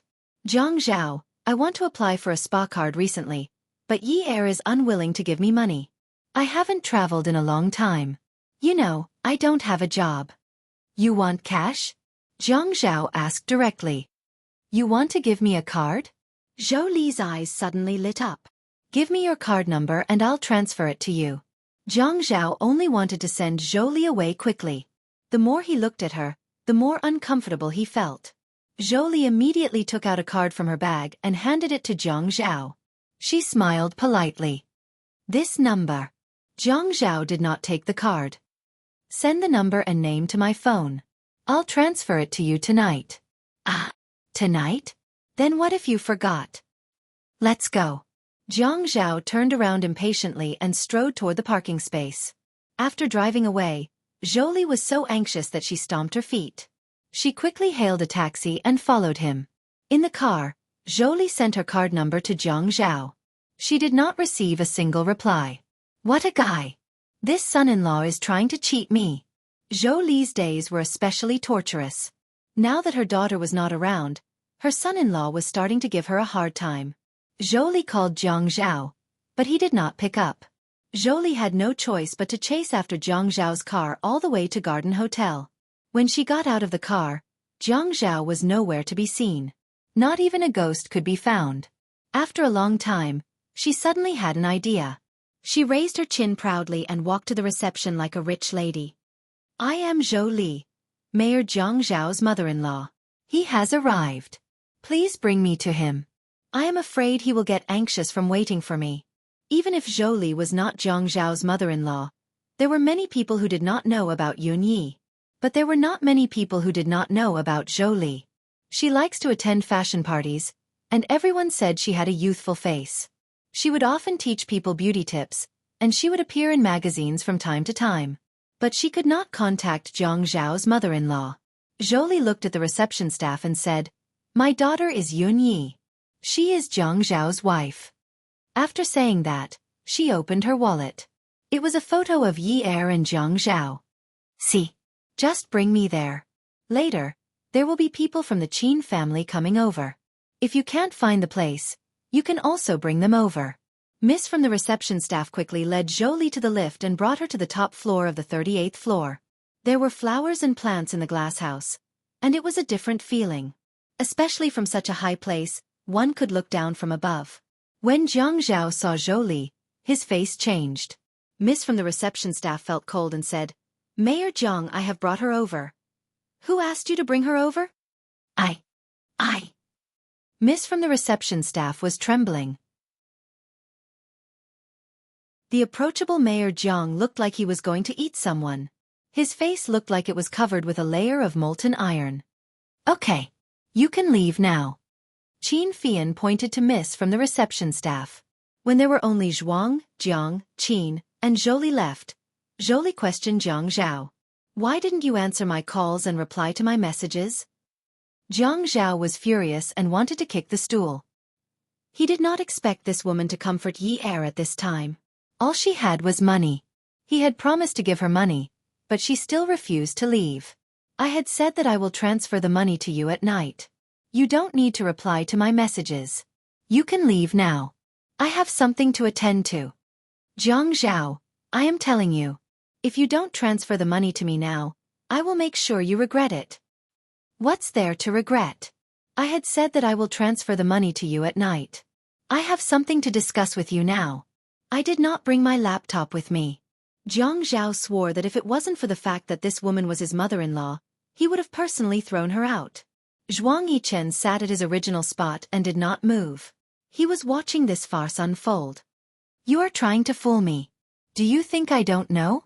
Jiang Zhao was too lazy to explain. On the bulletproof glass-like medium-sized round table, the aroma of tea filled the air. There were 4 chairs around the table. Zhuang Yichen and Qin Fian sat on 2 chairs. Jiang Zhao pulled out 1 chair and sat down. Zhou Li was irritated by Jiang Zhao's attitude. She turned around and walked away. She took out her phone and made a call. Jiang Zhao had just taken a sip of tea when he heard Zhou Li's loud voice coming from the elevator. "Yi Er, Mommy is telling you that your father's death was caused by Jiang Zhao. He and Zhuang Yichen discussed stopping your father's treatment so that he would not wake up when he was sentenced. That way, they could appease you on the surface." Mommy heard it from outside the private room in the tea room. Jiang Zhao and Zhuang Yichen had already jumped up from their chairs and rushed to the elevator when they heard the words, "Jiang Zhao caused your father's death." Welfare, Xinwu 799. Chapter 703. Jiang Zhao was the first to grab the phone, while Zhuang Yichen viciously reached out and grabbed Zhou Li's neck. Zhou Li's eyes immediately rolled back into her head. Qin Fian anxiously tried to pry Zhuang Yichen's hand away. "Yichen, calm down. This is a public place." Jiang Zhao picked up the phone and was so anxious that he was incoherent. "Hello, Yun Yi, listen to me." There was a dead tone on the other end of the line. He tried calling again, but the phone was turned off. Yi Er was in the rehearsal room at the TV station. She was doing spot checks and practicing with Xiao Ya. At this moment, she was discussing what kind of dance should be paired with what kind of costumes, and what kind of fabric should be used to achieve the best stage effect. The 2 of them cooperated very well. Each of them had their own opinions on their own areas of expertise. Then, they combined their opinions and made the final decision.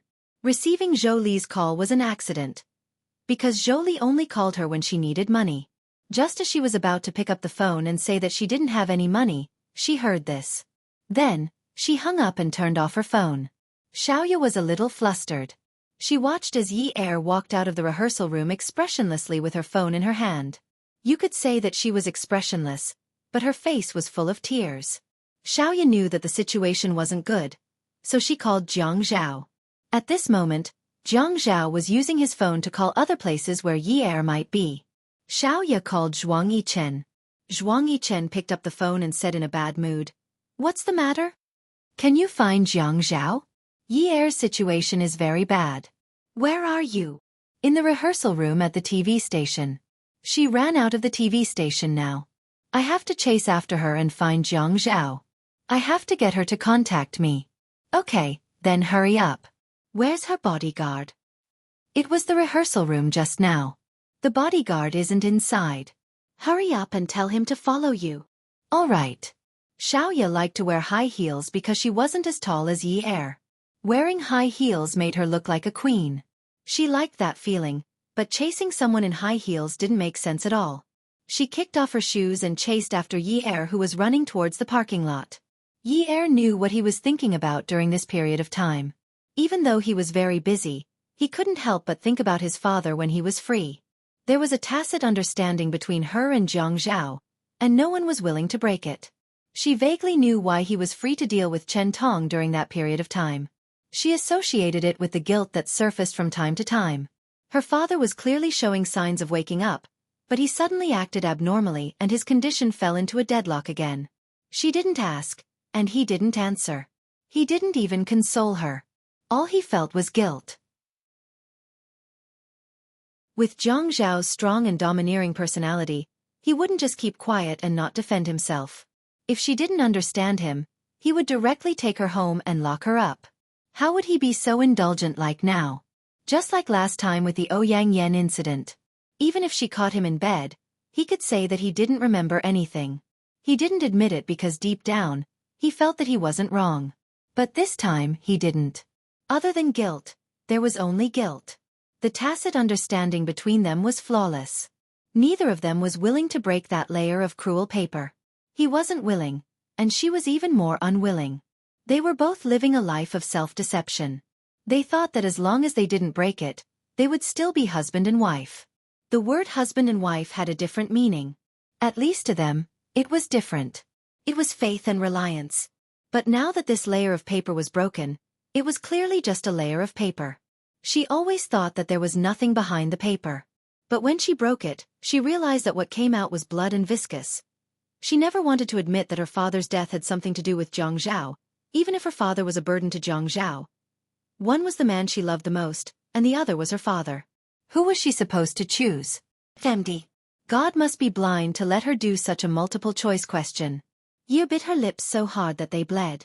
The clothes on her chest were wet from the water dripping from her chin, but she didn't make a single sound. She wished that the cries she had swallowed at this moment were all poison that could rot one's intestines and stomach.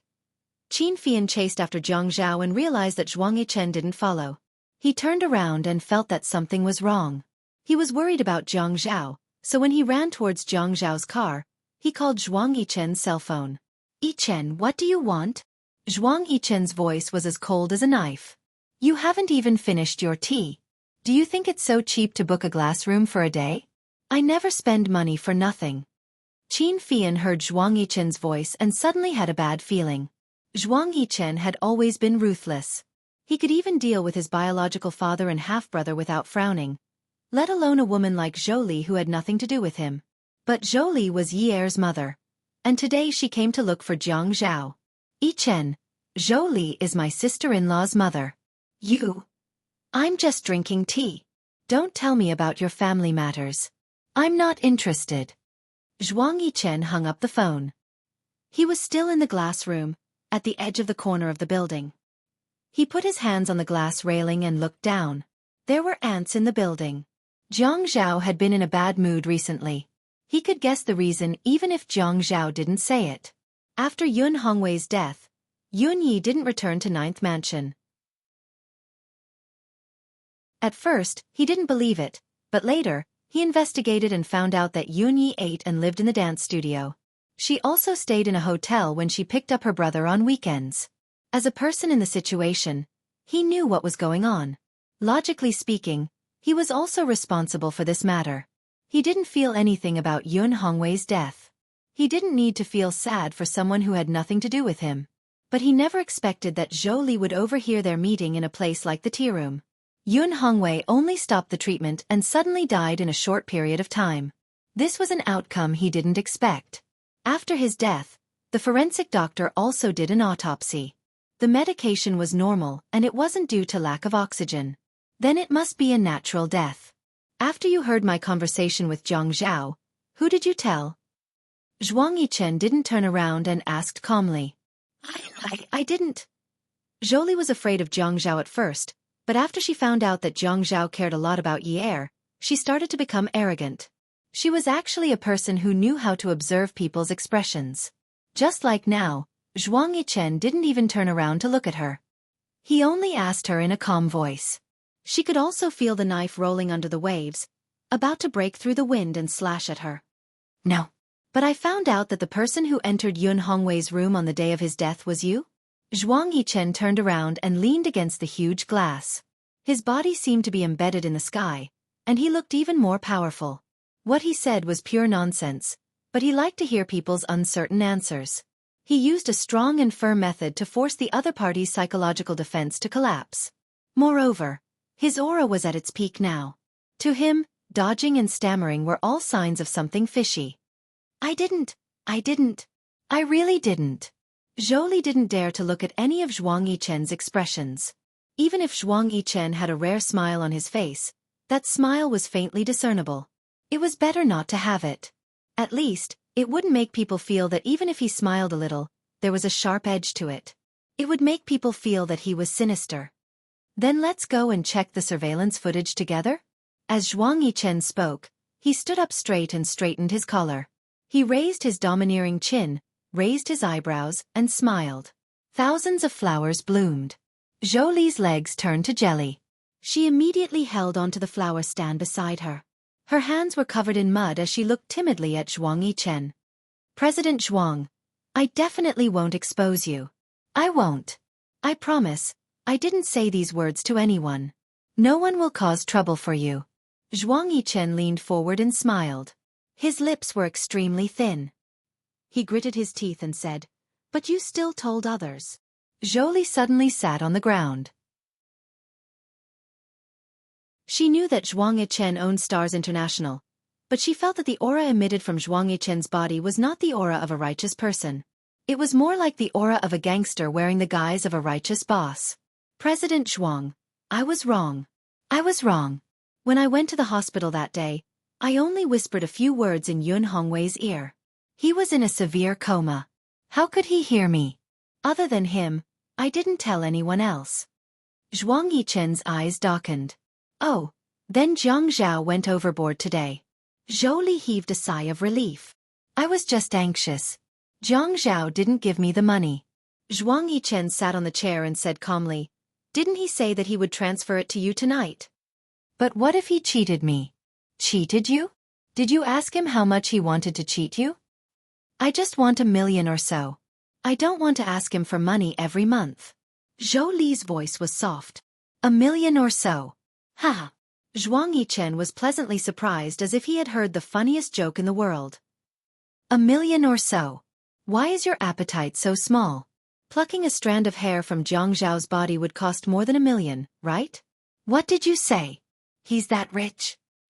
I'm Zhuang Yichen's friend. If I didn't have money, why would I work with him?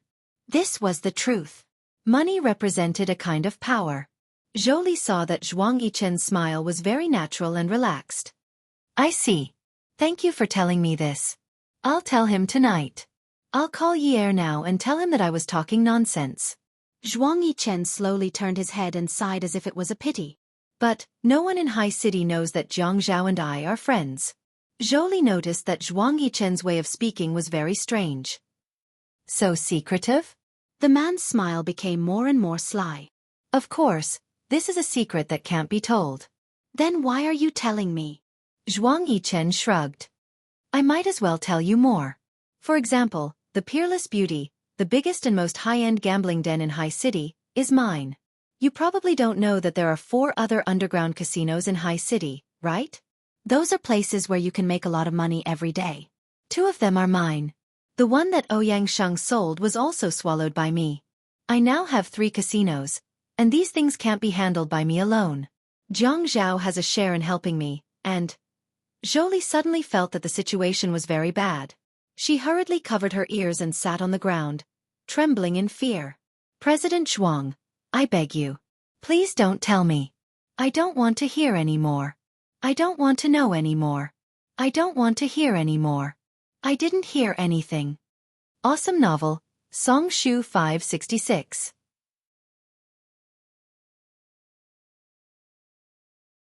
Chapter 704.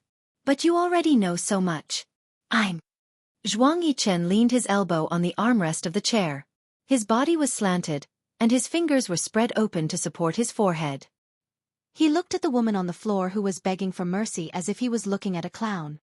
I'm an inhumane person. I don't recognize my family, and I put my interests first regardless of whether I'm friends or not. Keeping you alive is really a scourge. Zhou Li's body suddenly turned cold. Was Zhuang Yichen trying to kill her? At this moment, she regretted coming to look for Zhuang Yichen. She was sure that Zhuang Yichen wouldn't do anything to her. Who knew that she would bump into Zhuang Yichen's gun? She never knew that this person could be so ruthless when he spoke. No, Zhuang Yichen. If you keep me alive, I promise that I won't cause you any trouble. Zhuang Yichen smiled and stood up. All right. You're already so old. I believe that you still have some credibility. But let me warn you, if you report me, you'll only die faster. How can you shake my power in such a short time? Also, if there's any movement on your side, I'll be the first to know. After he finished speaking, Zhuang Yichen walked away. Zhou Li only woke up from her dream when she heard the ding of the elevator in the distance. Zhuang Yichen left? At this moment, she couldn't think of anything else. She got up and ran away. Zhuang Yichen returned to the car. His hands were on the steering wheel, and his lips were pursed into a cold smile. Just as Yi Er started the car, Xiaoya caught up with him. After she got into the car, she quickly pulled out the car key, held it in her hand, and locked the door. Yi Er couldn't get out of the car. He anxiously climbed to the front passenger seat and tried to snatch the key from Xiaoya's hand. Xiaoya was considered petite compared to Yi Er. She was pinned down by Yi Er and couldn't fight back at all. Chill, Xiaoya. Give me back my keys. Xiaoya laughed shamelessly. Yo, Yunyi. How dare you call me by my name? Don't you know that I'm older than you? Call me big sister. Yi Er was already upset, but Xiaoya made him even angrier. He had nowhere to vent his anger, so he scolded, Damn you! My sister is at the TV station. I'll call her down later. Call me big sister. Sister fart. Give me back my keys. You want to die? Do you want to die? If you want to die, I'll buy some sleeping pills for you later. I'll find 50 people to go from house to buy them. I'll buy enough to kill you. Xiaoya didn't know how to persuade people like ordinary people. She was as vicious as she could be. Come. You sit in the front passenger seat. I'll take you to commit suicide. Damn it. I'll take you to the top of the tallest building in Haiqing today. If I don't let you die happily, I'm not your sister. Who wants to die? You're the one who wants to die. She was really defeated by this damned woman.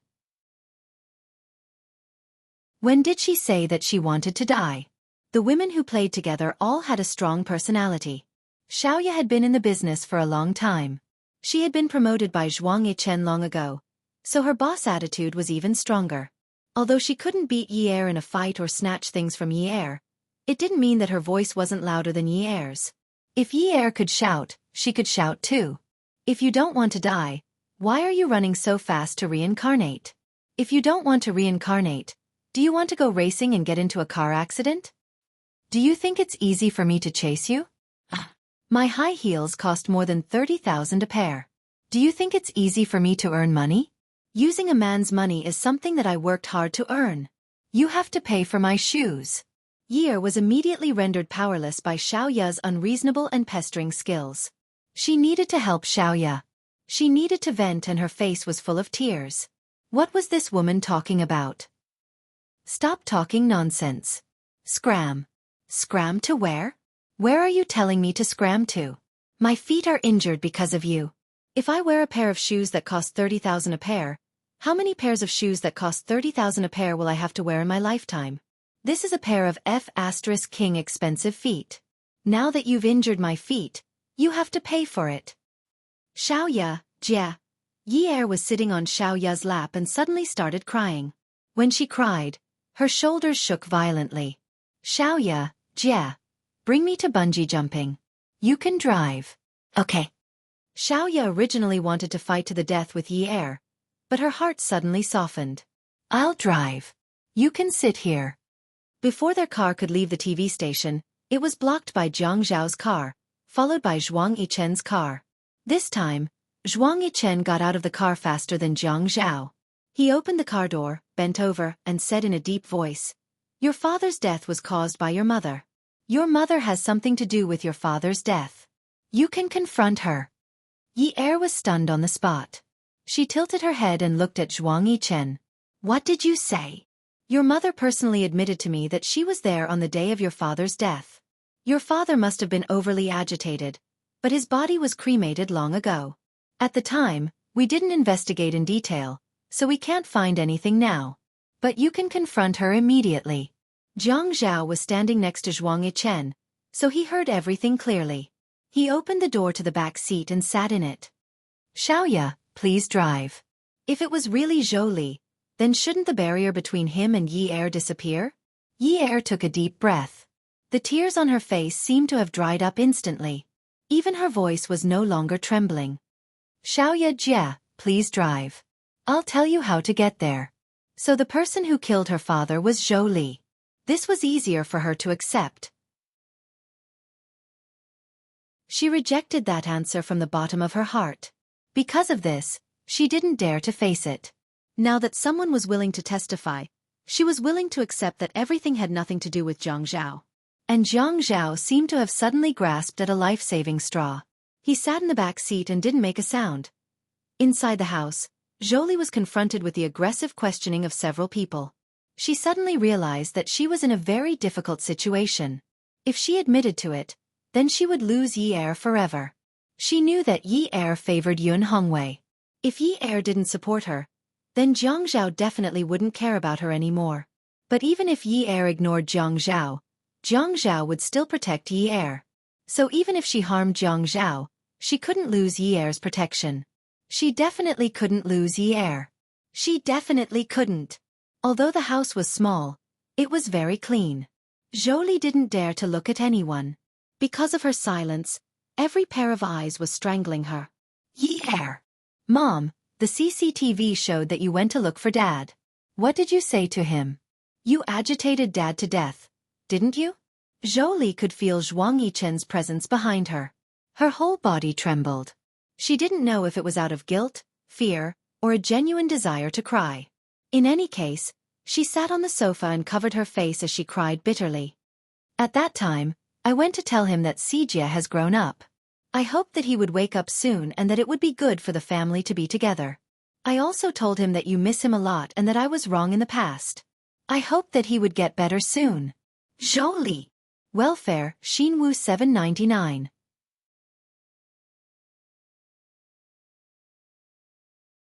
Chapter 705. Zhuang Yichen suddenly shouted. Xiaoya was shocked and quickly held his hand.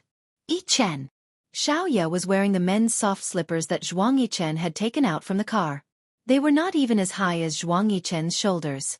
She held on to Zhuang Yichen like a little bird, afraid that she would end up in a farce. Zhuang Yichen stopped in his tracks and said fiercely, "Zhou Li, how dare you lie?"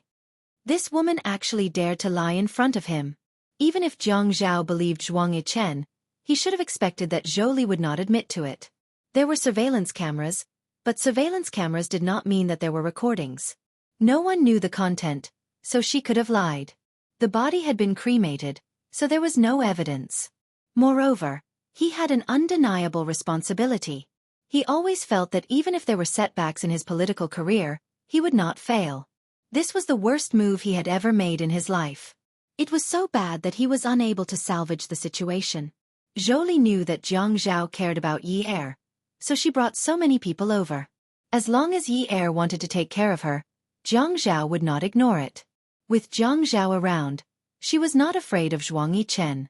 "Mom, why did you lie to me like this? Why would you tell Dad all this?" Yi Er shook her head and waved her hand. She did not want to listen anymore. She wanted to turn around and leave. She did not want to hear anything else. She would rather believe that her father was killed by her mother. That was it. She only wanted this answer. She did not want to know anything else. "Yi Er, you have to believe Mom." Zhou suddenly pounced on Yi Er, who was about to turn around and leave. She hugged her and begged. "Mom swears to you that if Mom lies, I will be struck by lightning and die without a complete corpse. I will not have a good ending. Yi Er, believe in Mommy. Your father has been good to me my whole life. I really regret it. I didn't lie. I really didn't lie. I heard with my own ears that Jiang Zhao and Zhuang Yichen stopped the treatment to comfort you. If you don't believe me, you can ask Jiang Zhao. Think about it. If a person is doing well in the original course of treatment, but suddenly stops the same treatment, will there be other problems?" Whoa! Zhou Li's mouth was suddenly covered. Yi Er bit her lips. Her eyes were wide open and filled with tears. She wrapped her arms around Zhou Li's shoulders and covered Zhou Li's mouth with force, not allowing her to make a sound. Zhou Li's woo-woo could be heard through the gaps between her fingers. Zhou Li struggled, but even though Yi Er had lost a lot of weight, she was still very strong. She did not allow anyone to get close to her, including Jiang Zhao. Everyone could see that Yi Er was in pain. Xiaoya had collapsed in Zhuang Yichen's arms. "Don't look. If you don't look, then you don't have to cry." She hated women who cried so easily. She hated herself even more. Zhuang Yichen did not have a good impression of Yi Er. This woman had repeatedly disrupted his and Jiang Zhao's plans. But at this moment, even he could feel this woman's pain. The pain that she had been hiding all this time finally exploded after the fuse was lit. It caused this woman to have a mental breakdown. Yi Er took a deep breath. Her light cherry-colored lips were already bleeding from her biting. When her tears came out, her voice was like a painful whimper after being forcefully torn apart. "I don't want to listen to you. I don't want to listen to you. You've never told me the truth your whole life, Zhou Li. You've never told me the truth your whole life. I won't believe you. I won't believe you. Zhou Li, you lied to my father for 10 years. You lied to me for 10 years. You lied to Jie for 10 years. Tell me, why should I believe you? Why should I?" Yi Er roared like she had lost her mind. She had been avoiding. Even though she had a premonition, even though Jiang Zhao's reaction had proven the answer, she still avoided him. She had decided that she would never meet Jiang Zhao again in this lifetime. She was also unwilling to admit that Jiang Zhao had caused her father's death. She would never. Avoiding him was a million times better than what she was experiencing now. But she was forced into a corner by this truth. All the cells in her body were exploding. She felt that she must have been badly mutilated. Otherwise, why would she be in so much pain? It had been so long. She had been separated from Jiang Zhao for so long, but she had never felt pain as clearly as she did now. After the anesthesia, the pain was unbearable for a normal person. Yi Er looked at Jiang Zhao blankly. "Is that so? Were you the one who discussed with Zhuang Yichen to stop the treatment for my father? Wasn't they forcing her to ask?" Even if she didn't want to ask, these people were forcing her to ask. "Yes." Jiang Zhao was a meter away from Yi Er as he answered weakly. When he made that decision, he didn't think that it would be exposed. But he couldn't lie to her and say no. "Yunyi, I'm sorry. I didn't think that there would be such a consequence." "I don't blame you. You have your own difficulties." Yi Er shook her head. She spoke softly, closed her eyes, and looked up. After a while, when the atmosphere seemed to have calmed down, Yi Er suddenly screamed, "Ah!" Her tears gushed out again. Crying was the most direct way to vent, but the pain couldn't flow away with the tears. She pushed Zhou Li away and pushed her onto the sofa. Her body trembled violently as she opened her handbag, took out her wallet, and opened it. She pulled out a red banknote and threw it to Zhou Li. "Take it. Your favorite. I'll give it all to you." She took out the card inside and threw it at Zhou Li. As she threw it, she twitched and cried bitterly. "Take it. I'll give it to you. This is the money we got from selling our last villa. I couldn't bear to spend a single cent. I thought I'd save it for my younger brother to pay for his education. In the future, I'll save it for his expenses when he goes abroad. Take it, take it. I have a job. I can support him. This money, I'll give it to you. Take it and squander it." She took out another banknote and threw it over expressionlessly. This money was given by the TV station. "It's not a lot. Take it. I'll give it all to you." She took out another banknote and threw it over. She raised her arm to wipe the tears on her face. "Take it. This is all the income from my dance studio. I didn't even have time to calculate the profits. I'll give it all to you. I'll give you all of my money." After throwing away all of her money, Ye suddenly felt that all her energy had been drained. She had nothing else to throw and nothing to do. With a thud, she knelt on the ground and raised her neck. She moved in front of Zhou Li and held her knees. Mom, I beg you to let me go." Jiang Zhao was already starting to feel dizzy. He felt that the things in his eyes were swaying. He was supposed to give a shoulder to the woman kneeling on the ground, but when he took a step, he felt that he was going to fall. He raised his hand to support himself on the wall. He said to Fei Yan, "I can't take it." He couldn't take it. He could take not seeing her and not getting along with her, but he couldn't take the pain of seeing her with his own eyes. "Why are you so cruel? Why are you so cruel? Have you ever been nice to me? Have you ever been nice to me like Dad? What do I have to do to make you treat me better?" Yi grabbed Zhou Li's clothes and cried, "Why did you tell me? Are you that happy to see me living in pain? Are you that happy? Mom, you're my biological mother. How can you treat me like this? How can you do this? Don't you know that I don't want to know at all? I don't want to know. Do you understand? I don't want to know. I don't have a father anymore. You're going to destroy all of my fantasies." Yi could clearly feel her own despair. Someone else had told her the truth and let Jiang Zhao confront her. The content of the confrontation was the truth that she had never wanted to verify. The cruelest thing in the world was never lies, but the truth.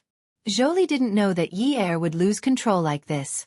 She regretted it for a moment, but when she saw Jiang Zhao looking at Yi with tenderness in his eyes, she stopped thinking about it. Jiang Zhao would definitely take care of Yi in the future. Zhuang Yichen felt that his presence was a little redundant. Jiang Zhao seemed to be holding back because of his presence, so he shouldn't continue to stay here. He bent down to pick up Xiaoya and said, "Contact them after I'm done."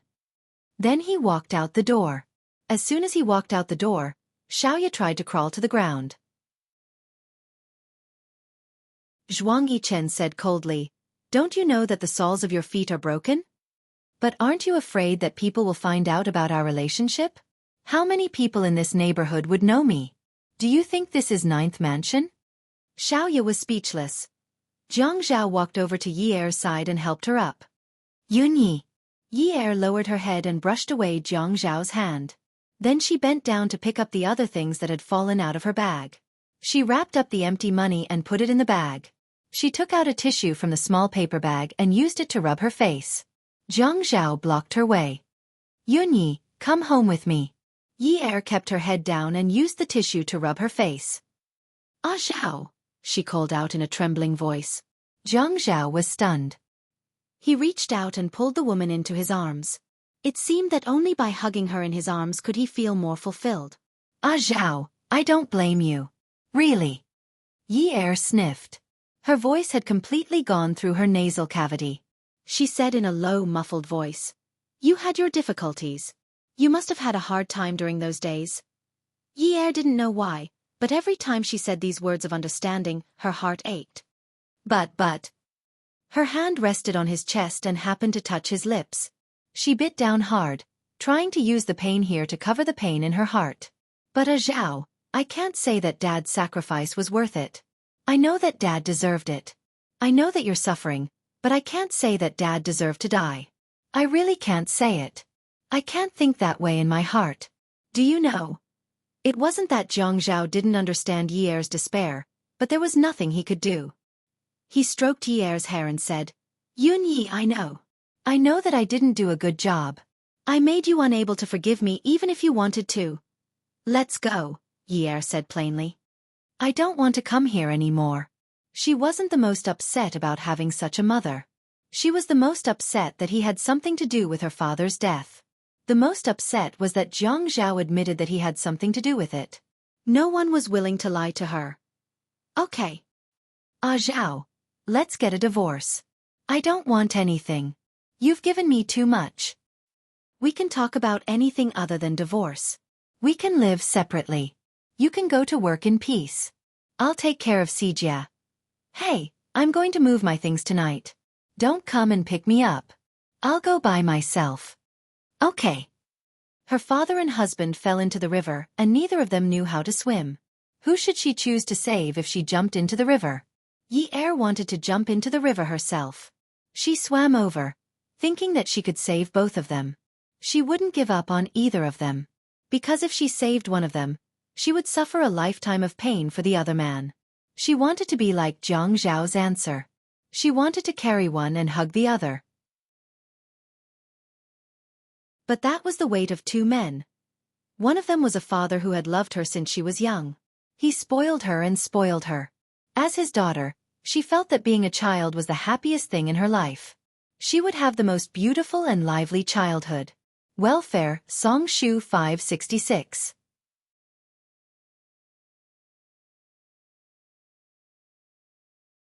Chapter 706. Her grades had been bad since she was young.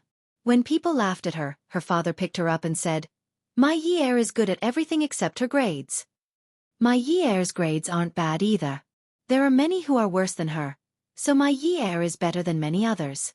Only in front of her father would she believe what others said. Their children were the best. No matter how bad their children were, they would always shine in their parents' eyes. She could always see satisfaction in her father's eyes.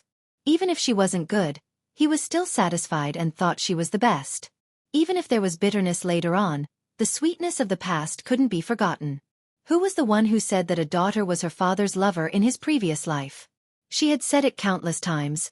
Dad, I love you. I love you the most. She had hugged her father's neck countless times, saying that she loved him and asking him for the gift she wanted. Also, this man was the person she loved the most other than her father. He was tolerant and gave her everything. Being his wife was the most unforgettable and happiest thing in her life. Everything that Jiang Zhao had given her was stuffed into her heart and couldn't be dug out. She swam over and saw her father's head slowly sinking. The surface of the water was clear.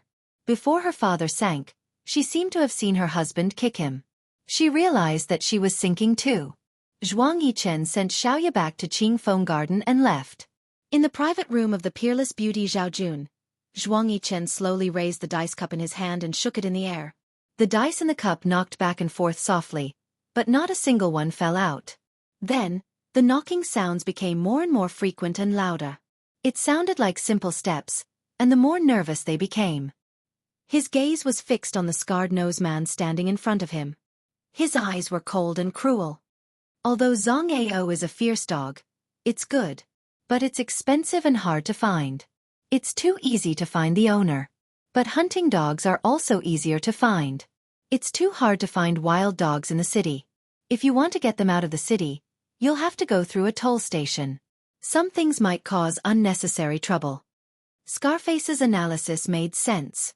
It wasn't that Zhuang Yichen hadn't thought about it before, but he never liked to leave any loose ends. Boss, why don't we just shoot him? Anyway, my guns have been modified, and the bullet shells have also been processed. They can't find out where they came from. One shot. Zhuang Yichen shook his head coldly. It's too easy to shoot someone who dares to lie to my face. I have to let her enjoy the process of death. Thinking of Zhou Li, Zhuang Yichen regretted his sudden benevolence. Benevolence really shouldn't exist. That woman didn't know how to appreciate kindness. He originally wanted to help Jiang Zhao so that he wouldn't have to look at him all day long.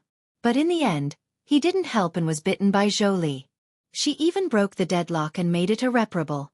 He and Jiang Zhao secretly stopped Yun Hongwei's treatment.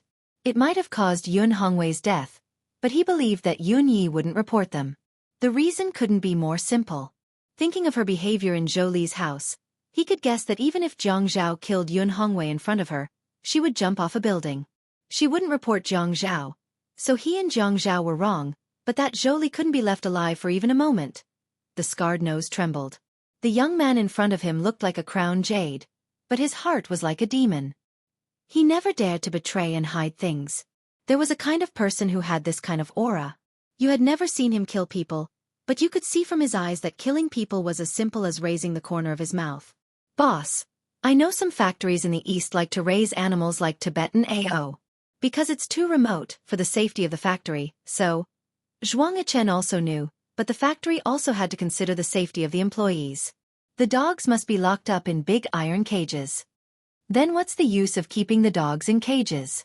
By the way, I know of a farmhouse that raises 5 wolfhounds. They're more casual in raising them. Although they're chained, the chains are very long. If they enter their territory, they can't blame the wolfhounds for being heartless. Does the farmhouse have cameras? Before doing anything, I'll get rid of these things with beard. Our hands and feet will be clean. Boss, don't worry. Well, don't leave any traces. At the shooting range in the suburbs, there were continuous gunshots. Smoke rose from the target from time to time. During this period of time, there was a woman who had been practicing shooting every day. Although she couldn't hit the bull's eye, she could basically hit the target. Ouyang Yan was wearing a silencer. She raised her arm and held the gun without trembling. She was practicing shooting. For a man, she had destroyed her entire family. Ouyang. Jiang Zhao was a cold-blooded and heartless man. He never cared about old friendships. It was all because of her that her grandfather was still in prison at such an old age. Her uncle's future was also ruined. She called her brother to ask for help. Jiang Zhao was also a cold-blooded and heartless man. He actually said that when he drugged Jiang Zhao, he had warned him that Jiang Zhao would take revenge. She only had herself to blame for everything. Jiang Zhao, this man was too hateful. He had destroyed her entire family. Ouyang. She couldn't have him in this lifetime. Since she couldn't have him, then she would kill him. No one else could have him. She wanted to kill that man for her grandfather. How frightening was it for a person to go crazy with a single thought? The moon was like a plate. The night clouds were like cotton. Yi Er's car drove into 9th Mansion. She had parked her car at the entrance today. She wanted to walk over slowly. The neighborhood's greenery took up a lot of space, so it would take some time to walk over. The bodyguard followed behind her. The distance between them didn't affect her mood. She originally thought that she would think of something, but her mind was filled with dark images. She couldn't think of anything. At her level, this was probably the only thing she could do. Her sneakers felt a little sticky as she stepped on the dark asphalt road. She pulled them up and stepped on them, making a puff sound. When she reached Jiang Zhao's building, she saw a tall and lonely figure. He took a puff of smoke from time to time. Yi Er sighed softly and walked over. Jiang Zhao finally saw Yi Er appear in his line of sight. They didn't talk on the phone, but he could feel that she should have arrived at this time. So he came down from upstairs. He stood outside for less than a minute, and she came. Telepathy was a very subtle thing. Ouyang Yan originally only wanted to check on Jiang Zhao's whereabouts. But when she saw Jiang Zhao suddenly throw the cigarette in his hand on the trash tray and stride toward the figure at the end of the path, the hatred that was still suppressed in her heart all rushed out. Recently, she had been intentionally or unintentionally sending people to follow Jiang Zhao. The best place to start was 9th Mansion. In the past, he liked to take a walk with Yun Yi in the morning. He would also go out for a walk at night. There were too many people at work. Her marksmanship wasn't that accurate. If she wanted to kill this vicious man, she had to take advantage of when there were fewer people. Kill Jiang Zhao. She was more determined than to kill Yun Yi. Yun Yi! Over here. Jiang Zhao saw Yi Er quicken her pace and couldn't help but wave at her happily. At this moment, he was like a man waiting at home for his wife to come home. He was a little anxious. This scene was like an illusion. Yi Er couldn't help but laugh, but she laughed so hard that her nose started to ache. It was a natural hug. Yunyi, don't go, okay? We'll live here. You live upstairs, and I'll live downstairs. Ah Zhao, let me be alone for a while. Okay.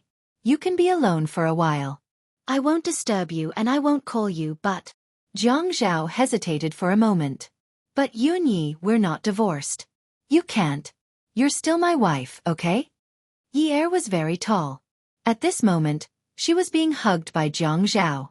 She stood on her tiptoes, and her chin was hanging on Jiang Zhao's shoulder. A figure suddenly stood up from the hill like flowers. Under the night light, the muzzle of the gun was pointed directly at Jiang Zhao's back. There was no time to shout. The gun seemed to have been loaded a long time ago, and it stood up only to shoot. Yi Er's pupils dilated. Instinctively, she didn't have time to think. As soon as the word danger left her mouth, she hugged Jiang Zhao tightly and fell to the left to avoid the muzzle of the gun. As she spun, she had already exchanged positions with Jiang Zhao. In the process of falling to the ground, she successfully dodged the first bullet. Ouyang Yan didn't care if the first shot missed or not. She kept shooting. She was determined to kill Jiang Zhao. After practicing with a gun for so long, she had long treated Jiang Zhao as a target. She knew that her marksmanship was not good, so she thought that she had to shoot continuously. Therefore, when Yi Er hugged Jiang Zhao and dodged the first shot, the second bullet almost followed. She didn't expect it. The pain on her back finally suppressed the pain in her heart. When Jiang Zhao heard the gunshot and the word danger, he had already been turned around by Yi Er. This time, it only took 2 to 3 seconds. Jiang Zhao's heart trembled. He threw the phone in his hand at Ouyang Yan's hand. It hit, and the muzzle of the gun was crooked. Taking advantage of this time, he flipped over and jumped up. He raised his leg and kicked Ouyang Yan's gun to the ground. In just a short 10 seconds, the bodyguard rushed over, but it was already too late. He could only restrain Ouyang Yan. I told you to protect her safety. Why are you so far away from her? Jiang Zhao's eyes were red, and his eyes were about to crack. I saw you guys, so I didn't want to disturb you. I thought that if you were here, it would be fine. The bodyguard's explanation made Jiang Zhao's legs suddenly go weak. He was here. Call an ambulance. Hurry. Jiang Zhao sat on the ground. He didn't dare to move Yi Er at all. He knew that he couldn't move. He only held her hand. Yunyi, I'm here. Ouyang Yan was still shouting something, but he didn't hear it clearly. He just didn't dare to move Yi Er. He sat on the ground and said to the bodyguard, Let her go. Let her go? The bodyguard was stunned. She should be handed over to the police. Jiang Zhao said fiercely, Let her go. I said let her go. Why aren't you getting lost? Jiang Zhao said fiercely to Ouyang Yan, who had already been released by the bodyguard. The wait for the ambulance was long. Jiang Zhao asked the bodyguard to bring his phone over. He only sent a few simple words. I want Ouyang Yan to die. Die without a complete corpse. When Zhuang Yichen received Jiang Zhao's message, he held his forehead. What kind of provocation did young Master Jiang suffer? He actually dared to tell him to kill someone in public? The bag of blood plasma was hung on the 4-stand. It flowed along the tube, through the needle hole, and into the woman's slender blood vessels. The color was so red that it was a little dark. It was red like hope and black like despair. Jiang Zhao lay on the ground of the ambulance. He held the woman's hanging hand in his palm and placed it over his heart. Beauty novel, Song Shu 566.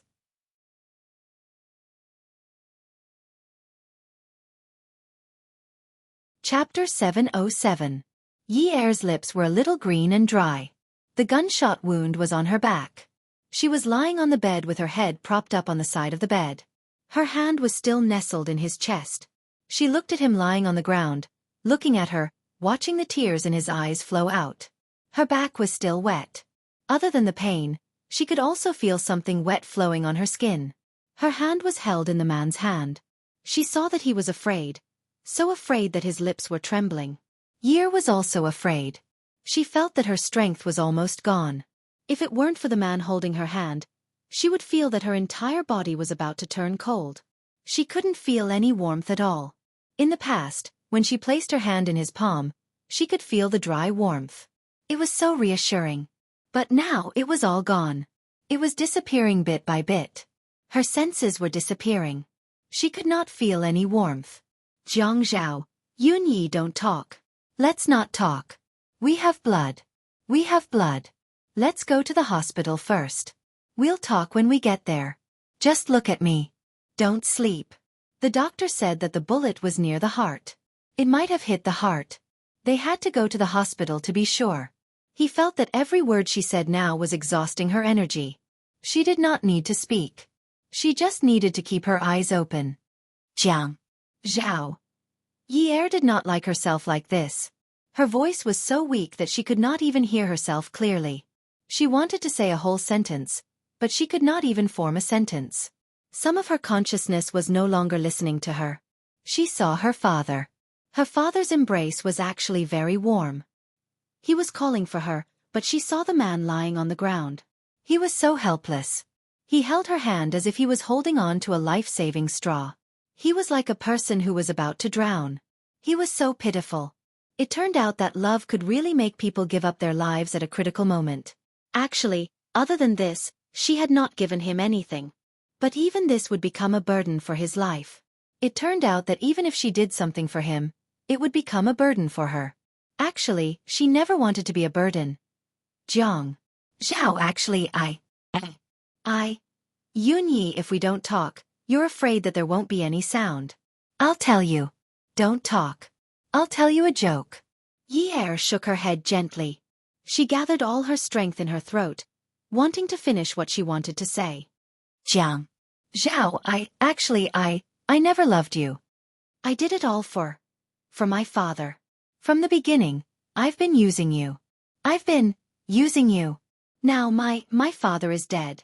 You are no longer of any value to me. Finally, I don't have to see you anymore. I never loved you at all.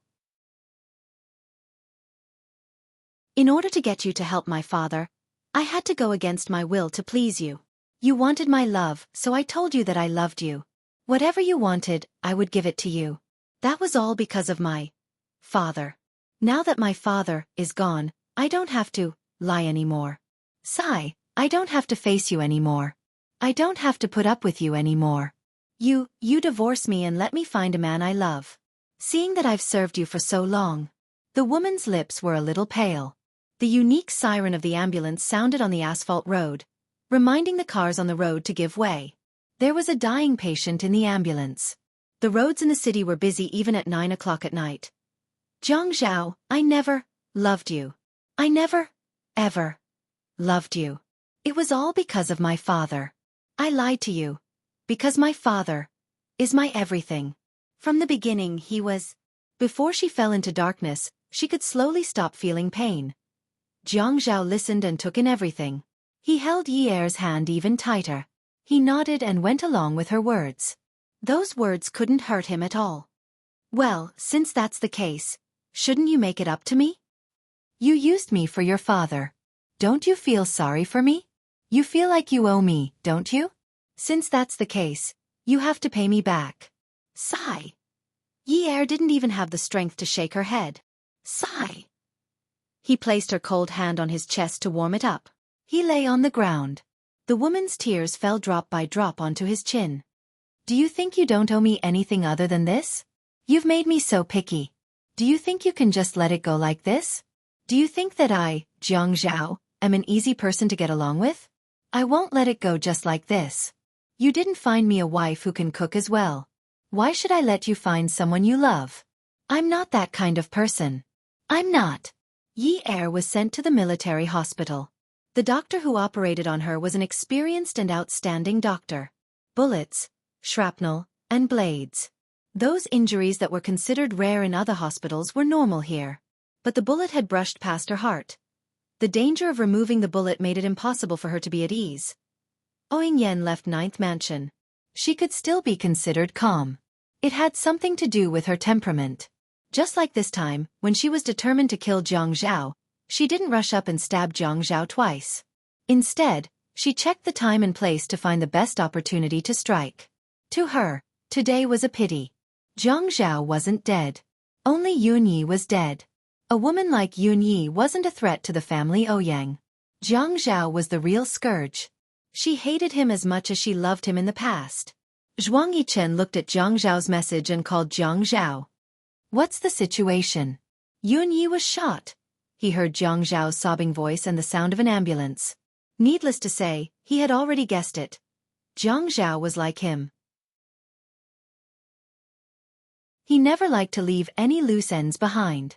He also didn't like to let others have a hold on him. He only hinted at the people he needed to deal with. He would never say it out loud. Ouyang Yan was the first person Zhang Zhao asked for her life. She died without a complete corpse. What kind of hatred was this? Zhuang Yichen looked at his hands. He raised them and faced the dim lights in the private room. His hands looked clean, but they were stained with blood. He didn't hate the blood that stained his hands. There was nothing in this world that was spotless. He didn't like things that were spotless. He liked things that had sharp edges and corners. What was the point of being pure or not? People were only human when they had deep-rooted bad habits. Just like Qiu Xiaoya. She had bad habits, but she also had a true temperament. Only such a woman was interesting. He clenched his hands and dialed a number on his phone. Scar, find some people with beard. We'll have some fun tonight. Family Ouyang's miss, who hasn't been sent to prison. She's a famous beauty in High City. Hey, is that enough? Hee boss, one is too little. How can it be too little? Play like you don't care about your life. If she can still move, don't move. It's a difficult task. Zhuang Yichen couldn't think of a way to help Zhang Zhao vent his anger. Therefore, people couldn't live too righteously. Zhang Zhao had come to this point because he cared too much about affection. Wouldn't it have been better if he had killed Zhou Li earlier? Wouldn't it have been better if he had killed Ouyang Yan earlier? Sure enough, there was a big difference between those who walked the righteous path and those who walked the unorthodox path. Zhuang Yichen concluded again that he was more suitable to walk the unorthodox path. Those who walked the righteous path were too shameless. Kill people again? Today's task seemed a little heavy, but the boss had instructed them to complete it. Otherwise, they wouldn't be able to move. How scary would that be? Okay, we'll definitely complete the task. Forget it. Throw a bunch of beggars at her. I think it's too easy for her to let you guys do her. Change of mind. Do as I say. Okay. Zhuang Yichen hung up the phone and thought about the day's matters one by one. He called Xiaoya again. Is your foot better? Yes. Uncle Li brought me the doctor from your side. I applied some medicine, but I don't feel much. Rest well and don't go out at night. Call me if there's anything. If I'm busy, call Uncle Li. Don't go to nightclubs. Those places are not safe at all times. Okay, I got it. Good night. Good night. Zhuang Yichen's words were always cold. He never used a gentle tone. When he cared about someone, it was a little stiff. However, Xiaoya still felt some subtle changes. As the night deepened, the rhythm of the show became more and more thrilling. No one knew who they heard, but the beggars under the overpass quietly moved in groups of 3 to 5 like thieves. There was even a hint of joy on their faces. An old construction site was already covered with weeds. The developers were waiting for the property prices to rise before they started to dig the foundation. A wall was built here, and bricks and stones were scattered everywhere. When the cloth on Ouyang Yan's face was pulled off, she was so scared that she cried out woo-woo. Her mouth was gagged, and she shrank in the corner. The person who pulled off the cloth on her face was wearing a big brimmed hat and a pair of oversized sunglasses. He wore sunglasses in the middle of the night because he did not want anyone to recognize him. The night was so dark, and that person's face could not be seen at all. She only knew that it was a man. The reason she screamed was not because of the man, but because of the circle of beggars surrounding her. Their eyes were green, their clothes were ragged, their bodies were dirty, and their hair was long and dirty. Some of their hair was even tied together in knots, and their whole body was emitting a foul smell. The beggars chosen by Scar today were the dirtiest and ugliest. He did not want those with short hair who paid attention to their appearance and wanted money. Today's matter must be done to the satisfaction of the boss. He took out the video camera and pointed it at Ouyang Yen. The beggars were all low-level beggars who did not belong to any organization. At Xinwu 799.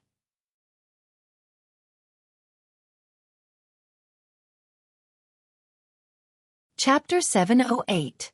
These beggars were all men. They were gluttonous and lazy, or they begged for a living.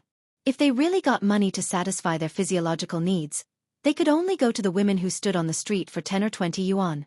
When had they ever seen a miss from a rich family like Ouyang Yen? All of them rushed to pounce on Ouyang Yen as if they had taken stimulants. She didn't want to live anymore. She didn't want to live anymore. Was it Jiang Zhao? Was it someone sent by Jiang Zhao? This man. She wouldn't let him off even if she became a ghost. Jiang Zhao leaned in Qin Zhen's arms and wrapped his arms around her waist. He buried his head in her chest and cried silently. What time is it? He didn't dare to look at the time. He would rather interpret his feelings as a day passing like a year. He was willing to do so. Even if a day had passed, only a minute had passed. Qin Zhen hugged Jiang Zhao's head with both arms and nestled in her arms. Zhao Zhao, sleep for a while. The surgery will be over soon. Sister Zhen will be watching. Sleep for a while.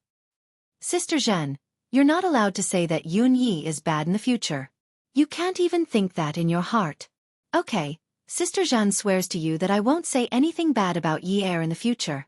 I won't even think that in my heart. Sister Zhen swears to you. Sister Zhen, I feel terrible. At this time, perhaps he could only stay in his mother's arms to calm down. Jiang Zhao was already 30 years old. It had been a long time since he relied on his mother's arms like this. As a man, he always felt that he had the role of protecting his mother after he became an adult. However, at this time he became a child again. He leaned into his mother's arms and wanted to seek a moment of peace. Sister Zhen knows. Zhao Zhao, Sister Zhen knows. Sister Zhen, Yun Yi is quite selfish. She's a very shrewd woman. It's normal that you don't like her. Which mother-in-law can stand her daughter-in-law being so shrewd? Jiang Zhao sighed and refused to raise his head. On the chair in the corridor, the mother and son were nestled together. Jiang Zhao was tall and big, so he sat further away from Qin Zhen. Then he leaned towards her and lay in her arms, afraid that his face would be exposed to the light outside. He hid inside and cried. Qin Zhen listened to Jiang Zhao and tried her best not to interrupt him. It's not good for girls to be dull. It's better to be smart.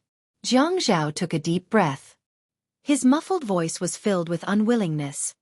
But Sister Zhen, no matter how smart she is, how can she be smarter than me? She has never won against me. She loses to me every time. When she wants to scheme against me, I can guess it. Say, I regret not letting her have her way. She must not have a sense of accomplishment. When she wakes up, I'll let her scheme against me. I'll let her win a few times and have some fun. After all, she's still young. Qin Zhen only nodded.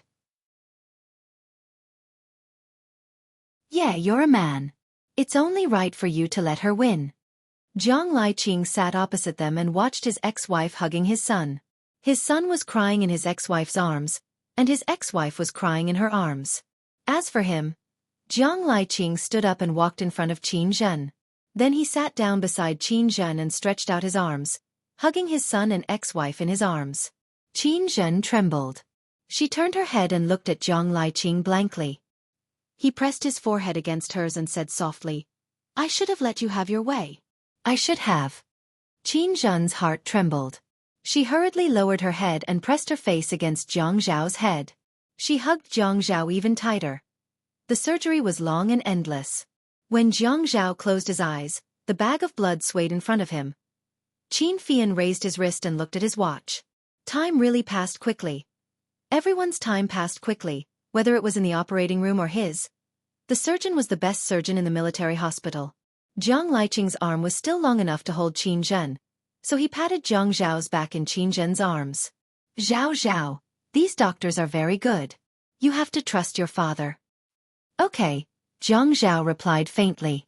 He remembered Yi Er's last words clearly. Now that he recalled the way she said those words, he found it funny. This woman was only 20 years old, but she actually played such a trick on him.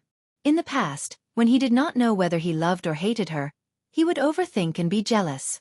But later on, he was able to see through all the messy thoughts she had while hiding in the West and Zong. She would never be able to outsmart him. She had always been the loser in front of him. That sentence, "Whoever falls in love first will lose." Who could remember when it was said? Who could really tell who had lost? There were clearly people who were unwilling to admit defeat. There were clearly people who had lost at the starting line from the beginning, but they never dared to admit it. Was the word lose so scary? Actually, what did it matter if she lost? What he won was her entire being and heart. What he lost was just a tiny loss. She said she did not love him, so she did not love him? If she did not love him, why would she protect him when her father whipped him? Even if he betrayed her at that time. If she really did not consider him, she would have long made a fuss about making Yun Hongwei innocent. She did not care how many people she offended. Her goal from the beginning was to help Yun Hongwei clear his name and get out of prison completely. However, her path became more and more deviant. Her demands became lower and lower. In fact, she had always chosen him and let Yun Hongwei suffer. As long as he did not go to prison, she did not care about anything else and did not make any demands. She did not realize that she had already made it a habit to let Yun Hongwei suffer, but not make things difficult for him. But she said that she had always chosen her father. She said she did not love him and she did not love him? She did not love him and even took a bullet for him? Did she think that was a stone? Did she think that he was as stupid as she was? He would not believe her nonsense. This woman was cunning and could only be considered a little fox. In front of him, he always knew where her tail was. She clearly said that she did not love him, but the tears that flowed out were all extremely bitter. The faint light in her eyes was filled with reluctance and reluctance. Even the gaze that she looked at him in the end was filled with heartache. She felt heartache for him, but said that she did not love him. How could he not know what she was thinking? When she woke up, he would teach her how to scheme. In the past, he had always thought that she was a woman with good acting skills. Only now did he feel that she was the one with the worst acting skills. "Zhao Zhao, don't cry. Don't worry." Qin Zhen was not afraid of the wet feeling, but her son had never cried silently in her arms like this. There was no sound at all, but the clothes in front of her chest were all soaked.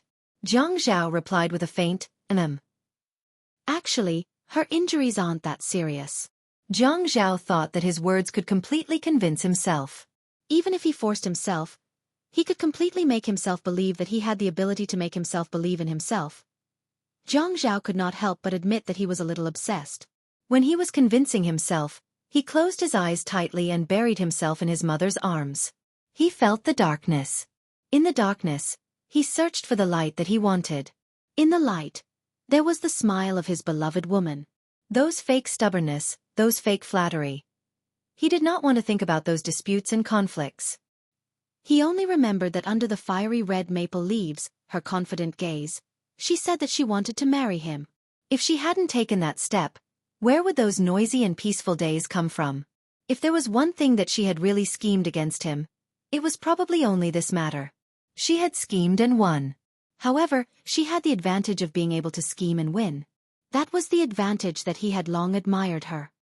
He closed his eyes and tried hard to recall her eyes, her smile, her voice, and the content of her words. However, the image was shaky, like a scratched disc on a screen. Then, there was the sound of gunshots. She hugged him, dodged, and turned over. No wonder she dared to propose to him. She was so fearless. She was not afraid that he would tear her apart. Because she had always been braver than him. In front of him was a sea of blood, and then there was an endless black. She lay beside him. He only dared to kneel beside her and did not dare to move her. He could only watch as her body trembled in the cold wind. He watched as the thick and pungent smell of her saliva came out of her body. The mucus was like a flood, roaring out of her body. There was more and more of it. He wanted to chase it away for her, but he could not resist at all. He only dared to caress her face. He didn't even dare to lift her head. He could only watch as the dark red liquid of life overflowed from her back under the night light, soaking the bricks on the ground.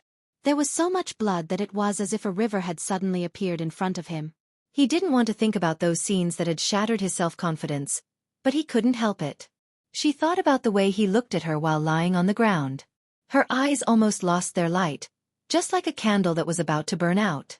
He held her hand like he was holding a flame, afraid that a sudden gust of wind would extinguish it. Jiang Zhao hugged Qin Zhen's waist tighter. Actually, it's not serious. He gritted his teeth and repeated. In the early morning, the cars slowly moved out. It was clearly not the morning rush hour, but the busy road was jammed with traffic. The sound of horns was deafening. Many people wanted to get out of the car to see what was going on. They originally wanted to argue, but when they saw the naked woman in the middle of the road, they all took out their phones and started to take photos and post them on Weibo. The Ouyang Yen did not dare to raise her head. Her face was buried in her black hair. She was naked and covered in blood. It was even worse between her legs. Her body was covered in bruises. The unbearable humiliation burned her like hot iron. There were also some clear high-definition photos around her. But the men's faces were basically pixelated. The clothes on the ground were also pixelated. Yo, look at the photos beside her. They are so clear.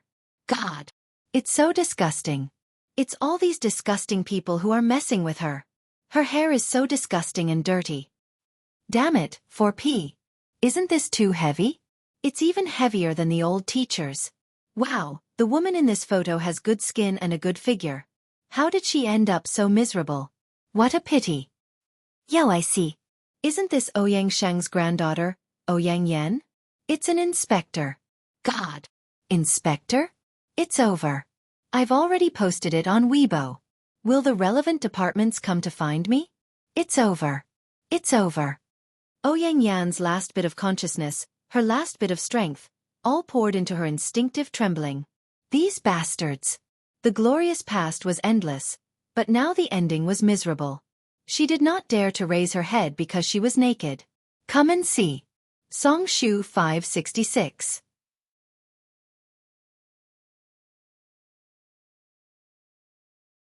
Chapter 709. But she used to be the precious miss that everyone worshipped. Since when did she stop being like that? Jiang Zhao had a change of heart. Until now, she still couldn't get over it.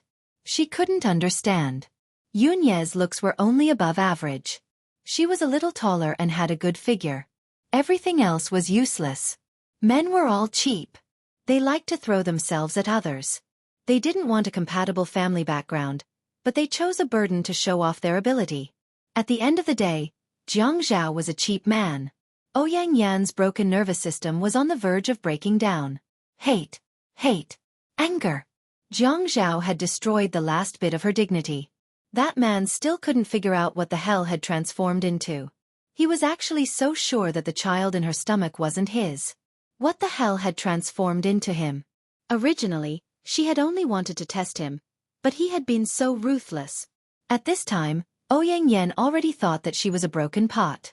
So the more she thought about it, the more hideous her smile became. She slowly raised her head and looked at the phones and cameras. Her smile had a hint of insanity. She wanted to say, Jiang Zhao is my man, Jiang Zhao is my man. She wanted to destroy Jiang Zhao, this bastard. But she realized that the sounds were all unpleasant. Ah! Her voice, her voice. His mind, which was already in chaos, seemed to have received another heavy blow. The fragments in his brain overlapped. That's right.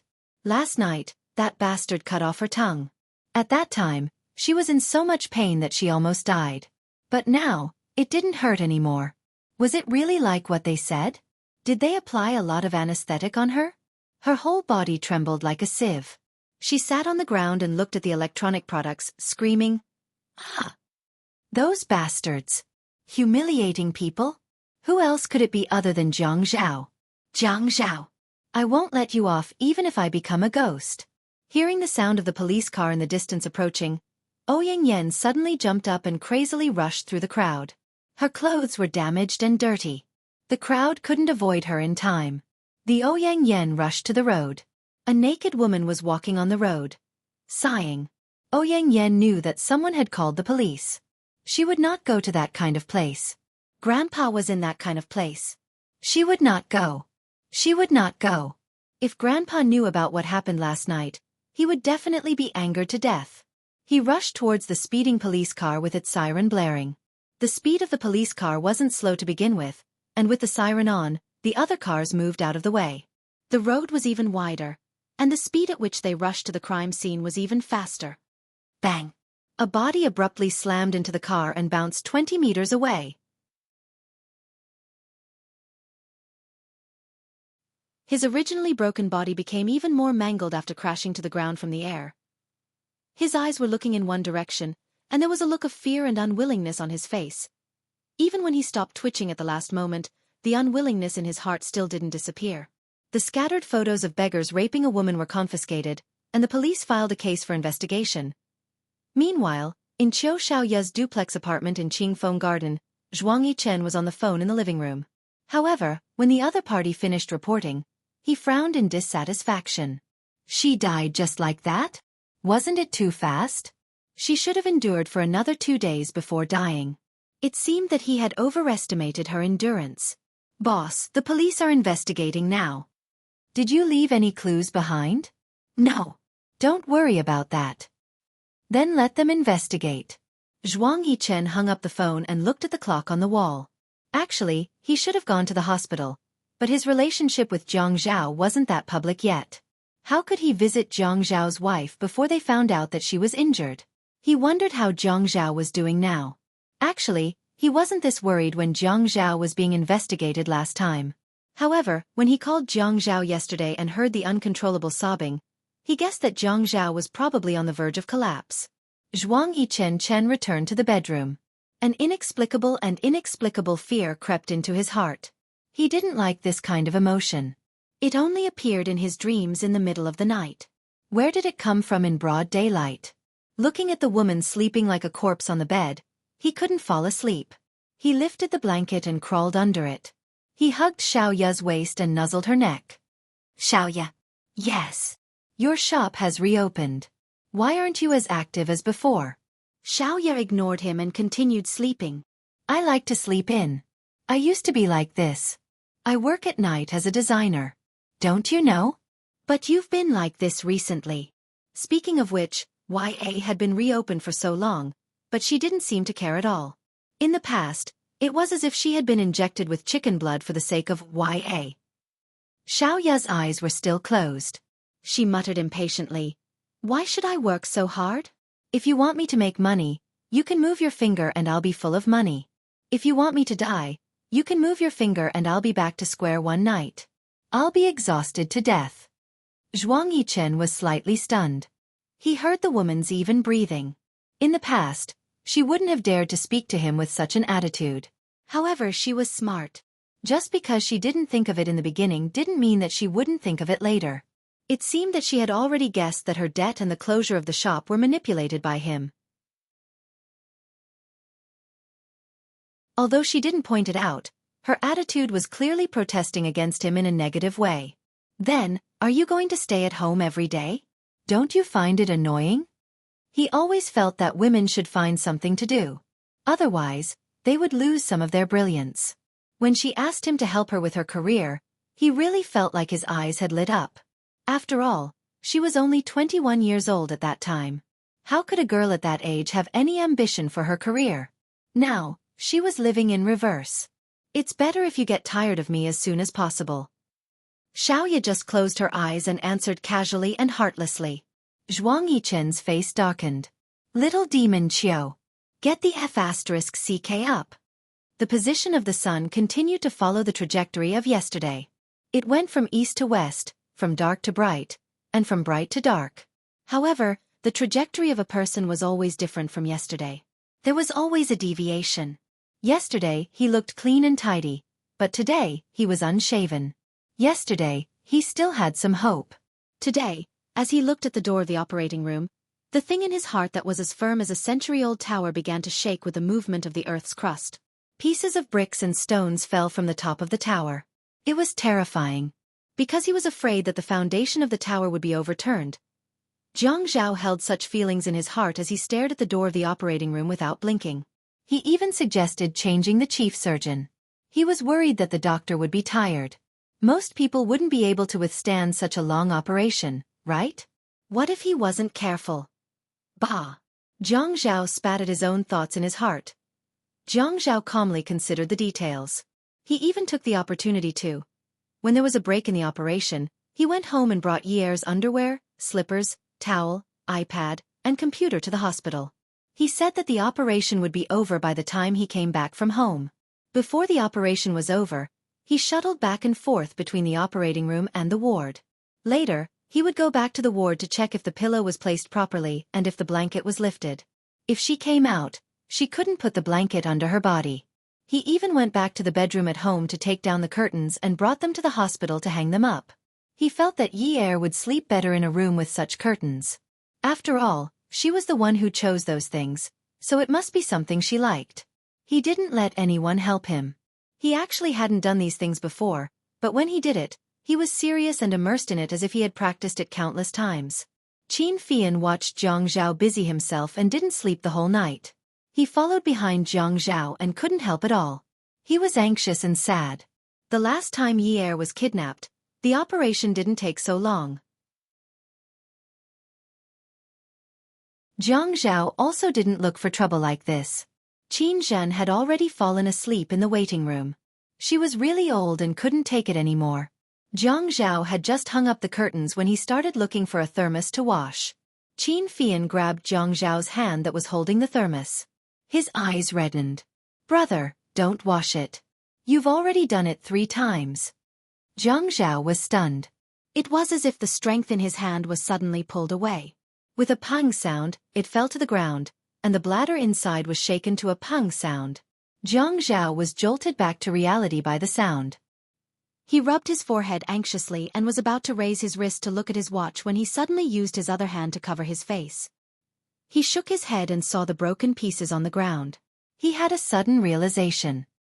He clasped his hands together and became more alert. The thermos is broken. I'll go to the supermarket to buy a new one. After saying that, he brushed past Qin Fian and left in a hurry. It was as if he was going to complete a very important and urgent task. Qin Fian's shoulders drooped. At this moment, he didn't dare to imagine what would happen if the person in the operating theater really died. Bah! Qin Fian raised his hand and hit his chin. Jiang Zhao had just left the building when Zhuang Yichen called. After a long time he said hoarsely, "Hello." When Zhuang Yichen heard Jiang Zhao's voice, he couldn't help but pinch his eyebrows. "Brother Zhao, the matter has been settled. Ouyang Yan went crazy this morning and crashed her car to commit suicide. I just asked someone to send the news to Ouyang Sheng." When that old man heard the news, he suddenly had a cerebral hemorrhage. The resuscitation couldn't be done. Jiang Zhao raised his head and looked at the sun above his head. The sun was shining like a high-wattage light bulb. It was so bright that he couldn't open his eyes. The sunflower started to grow round spots and became blurry. He clenched his fists tightly and gritted his teeth.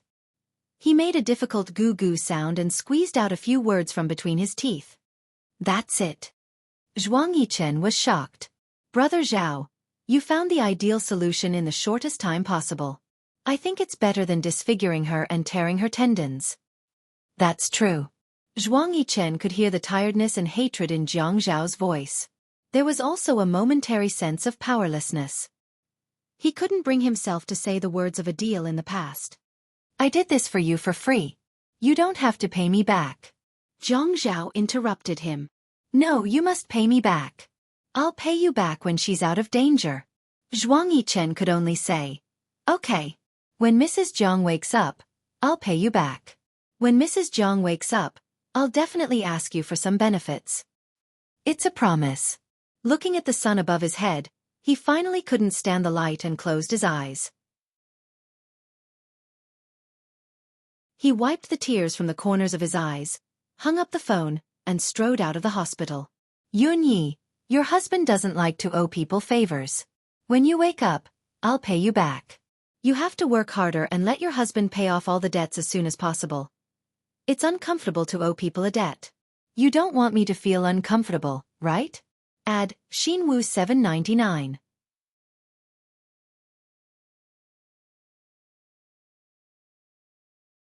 Chapter 710. Jiang Zhao gave himself some hope as he walked. There is a supermarket beside the military hospital, and it is only 5 to 6 minutes away from the hospital. Jiang Zhao was conflicted. When he was in the hospital, He wanted to leave. But after he left, he was worried that his wife had come out of the operating theater. So, he rushed to the supermarket and bought a thermos bottle. He ran to the cashier and queued up. When he saw the long queue, he took out his wallet and gave 100 renminbi to each person to cut the queue. He humbly told the cashier that his wife was still in the hospital and needed a thermos bottle. Fortunately, no one recognized this bearded, tall, and melancholy handsome young mayor of the city. Many people saw his red eyes after crying and could not help but feel pity for him. They refused to accept his money and let him pay the bill first. Zhang Zhao smiled bitterly. He did not expect people to pity him. Does he look like a pitiful person now? All of a sudden, his phone rang. When Zhang Zhao ran back to the hospital, Yi Er had moved to the bed. He regretted that he did not rush to the hospital earlier. Qin Fian advised him, very good, there's no danger." The corners of his mouth wanted to pull out a smile, but they kept twitching unnaturally. He thought he would only smile. But when he heard the doctor confidently say, the operation was a success, he hugged the chief surgeon and cried, "Thank you. Thank you." He did not know what else to say except to repeat. After the nurse hung up all the 4 bags, Zhang Zhao chased everyone out of the ward. He said he wants to rest for a while. One of them pushed the bedding to the side of the bed and put it together. Then, he climbed onto the bed and slept closer to Yi Er. He grabbed the hand without the 4 drip with satisfaction and rubbed it in his palm as if he could not get enough of it. He exhaled. "Aya, aya." These sighs were filled with uncontrollable joy. "Yun Yi, you are so hardworking. Zhuang Yichen, that bastard's favor is finally repaid, right? Sigh, I knew you were a good girl. That guy is a blood-sucking bug. If I don't return it to him this time, who knows how he will suck my blood dry in the future. I won't give him such a chance. I'm sure you won't be willing either, right? Aya, I want to eat my wife's cooking. I've lost weight." He moved his mouth to Yi Er's ear and took a sip. His handsome brows arched in satisfaction. "Let's not talk about it anymore. It'll definitely disturb you. Let's go to sleep. I'm so tired." It was already May, and the weather was starting to get hot. Zhou curled up beside the shoe cabinet. She felt uncomfortable all over. She was so uncomfortable that she wanted to scratch herself. She had already locked herself in her room for 2 days. She really wanted to control herself. However, her body was a little cold. She didn't know if it was because of the cold, but she felt that her snot was flowing out uncontrollably. She liked to keep her nails long and shape them into charming shapes. With bright nail polish, her hands looked even fairer. Her skin was very good, and she had spent a lot of money on maintaining it. Even though she was already 40 years old, her face still looked like a young woman who was not even 30 years old. She loved this face and this skin more than anything else. However, she was now sallow and emaciated. She didn't want to eat or drink. She didn't know what she wanted to do. She got up from the ground and crawled to the bathroom. She wondered if she would feel better after taking a shower. However, when she saw her reflection in the dressing mirror on the wall, Jolie was so scared that she screamed as if she had seen a ghost. "Ah! Ah! Ah! It's not me, it's not me." Zhou Yan didn't feel so scared the last time. However, there was someone in the mirror now. Did she come out of the mental hospital? Why was her hair so messy? Why were her eyes so deep and lifeless? Why were her clothes so dirty? What was even scarier was that her neck, the back of her hands, and the places that were not covered by her clothes were covered with blood-red scratches. She couldn't see her original appearance clearly. She hugged her own face. Fortunately, she had resisted the urge to hurt her favorite face. Fortunately, she didn't hurt it. She squatted down again. It was so itchy. It was as uncomfortable as being bitten by poisonous insects. She only remembered being locked in a place where she couldn't see the light and being given an injection. After a day, she was given another injection. After that, the duration became shorter and shorter. Whenever she felt uncomfortable, she would be given an injection. Now that she was thrown back home, she felt like she was going to die. If she couldn't find that thing, she would really die. The voice of the person who gave her the injection was cold. "The next time you come to ask for this thing, you will definitely feel free. If you look for your son-in-law, He will be able to tell at a glance that you are addicted to drugs. He will definitely send you to prison to get sober. The next time you want it, you can look for me. The sun set and rose again.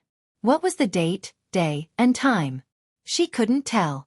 She only remembered that she had been given an injection. It had been a long time since she had an injection. What should she do? What should she do? Zhou Li had quickly lost weight in the shortest amount of time. She was haggard. She packed up hastily and walked out with her head lowered. She stumbled and found the alley.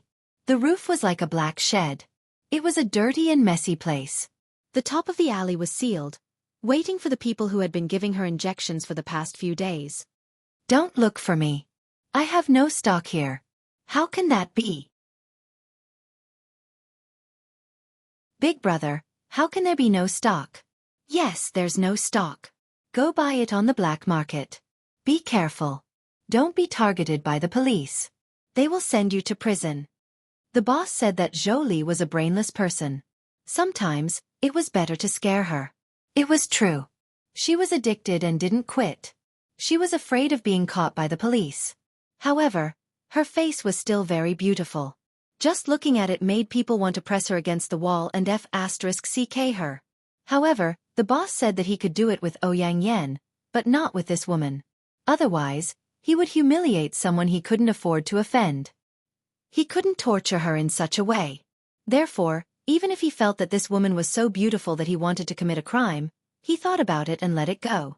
If the boss said that he couldn't do it, then he couldn't do it. Zhou Li was so scared that she nodded repeatedly. She shrank her head, sniffed, and rubbed the tip of her nose that was itching uncomfortably. I won't. Where is the black market? It's... The man in the big brimmed hat and sunglasses whispered a string of addresses in Zhou Li's ear. Zhou Li found the legendary black market. Those people hiding in the corner took a needle and inserted it into their arms. They pushed the liquid and raised their heads in enjoyment. One could tell how satisfied they were just by looking at them. Zhou Li looked around timidly. Someone patted her on the back. You want stock? She turned around and saw a fierce-looking man staring at her with a wretched look in his eyes. When Zhou Li heard that someone had stock, she nodded eagerly. Yes. She opened her handbag, took out her wallet, and gave him a few pink banknotes. What do you want money for? The man chuckled. You are worth much more than these banknotes. If you follow me, I'll give you an endless supply. How about it? Zhou Li took a step back.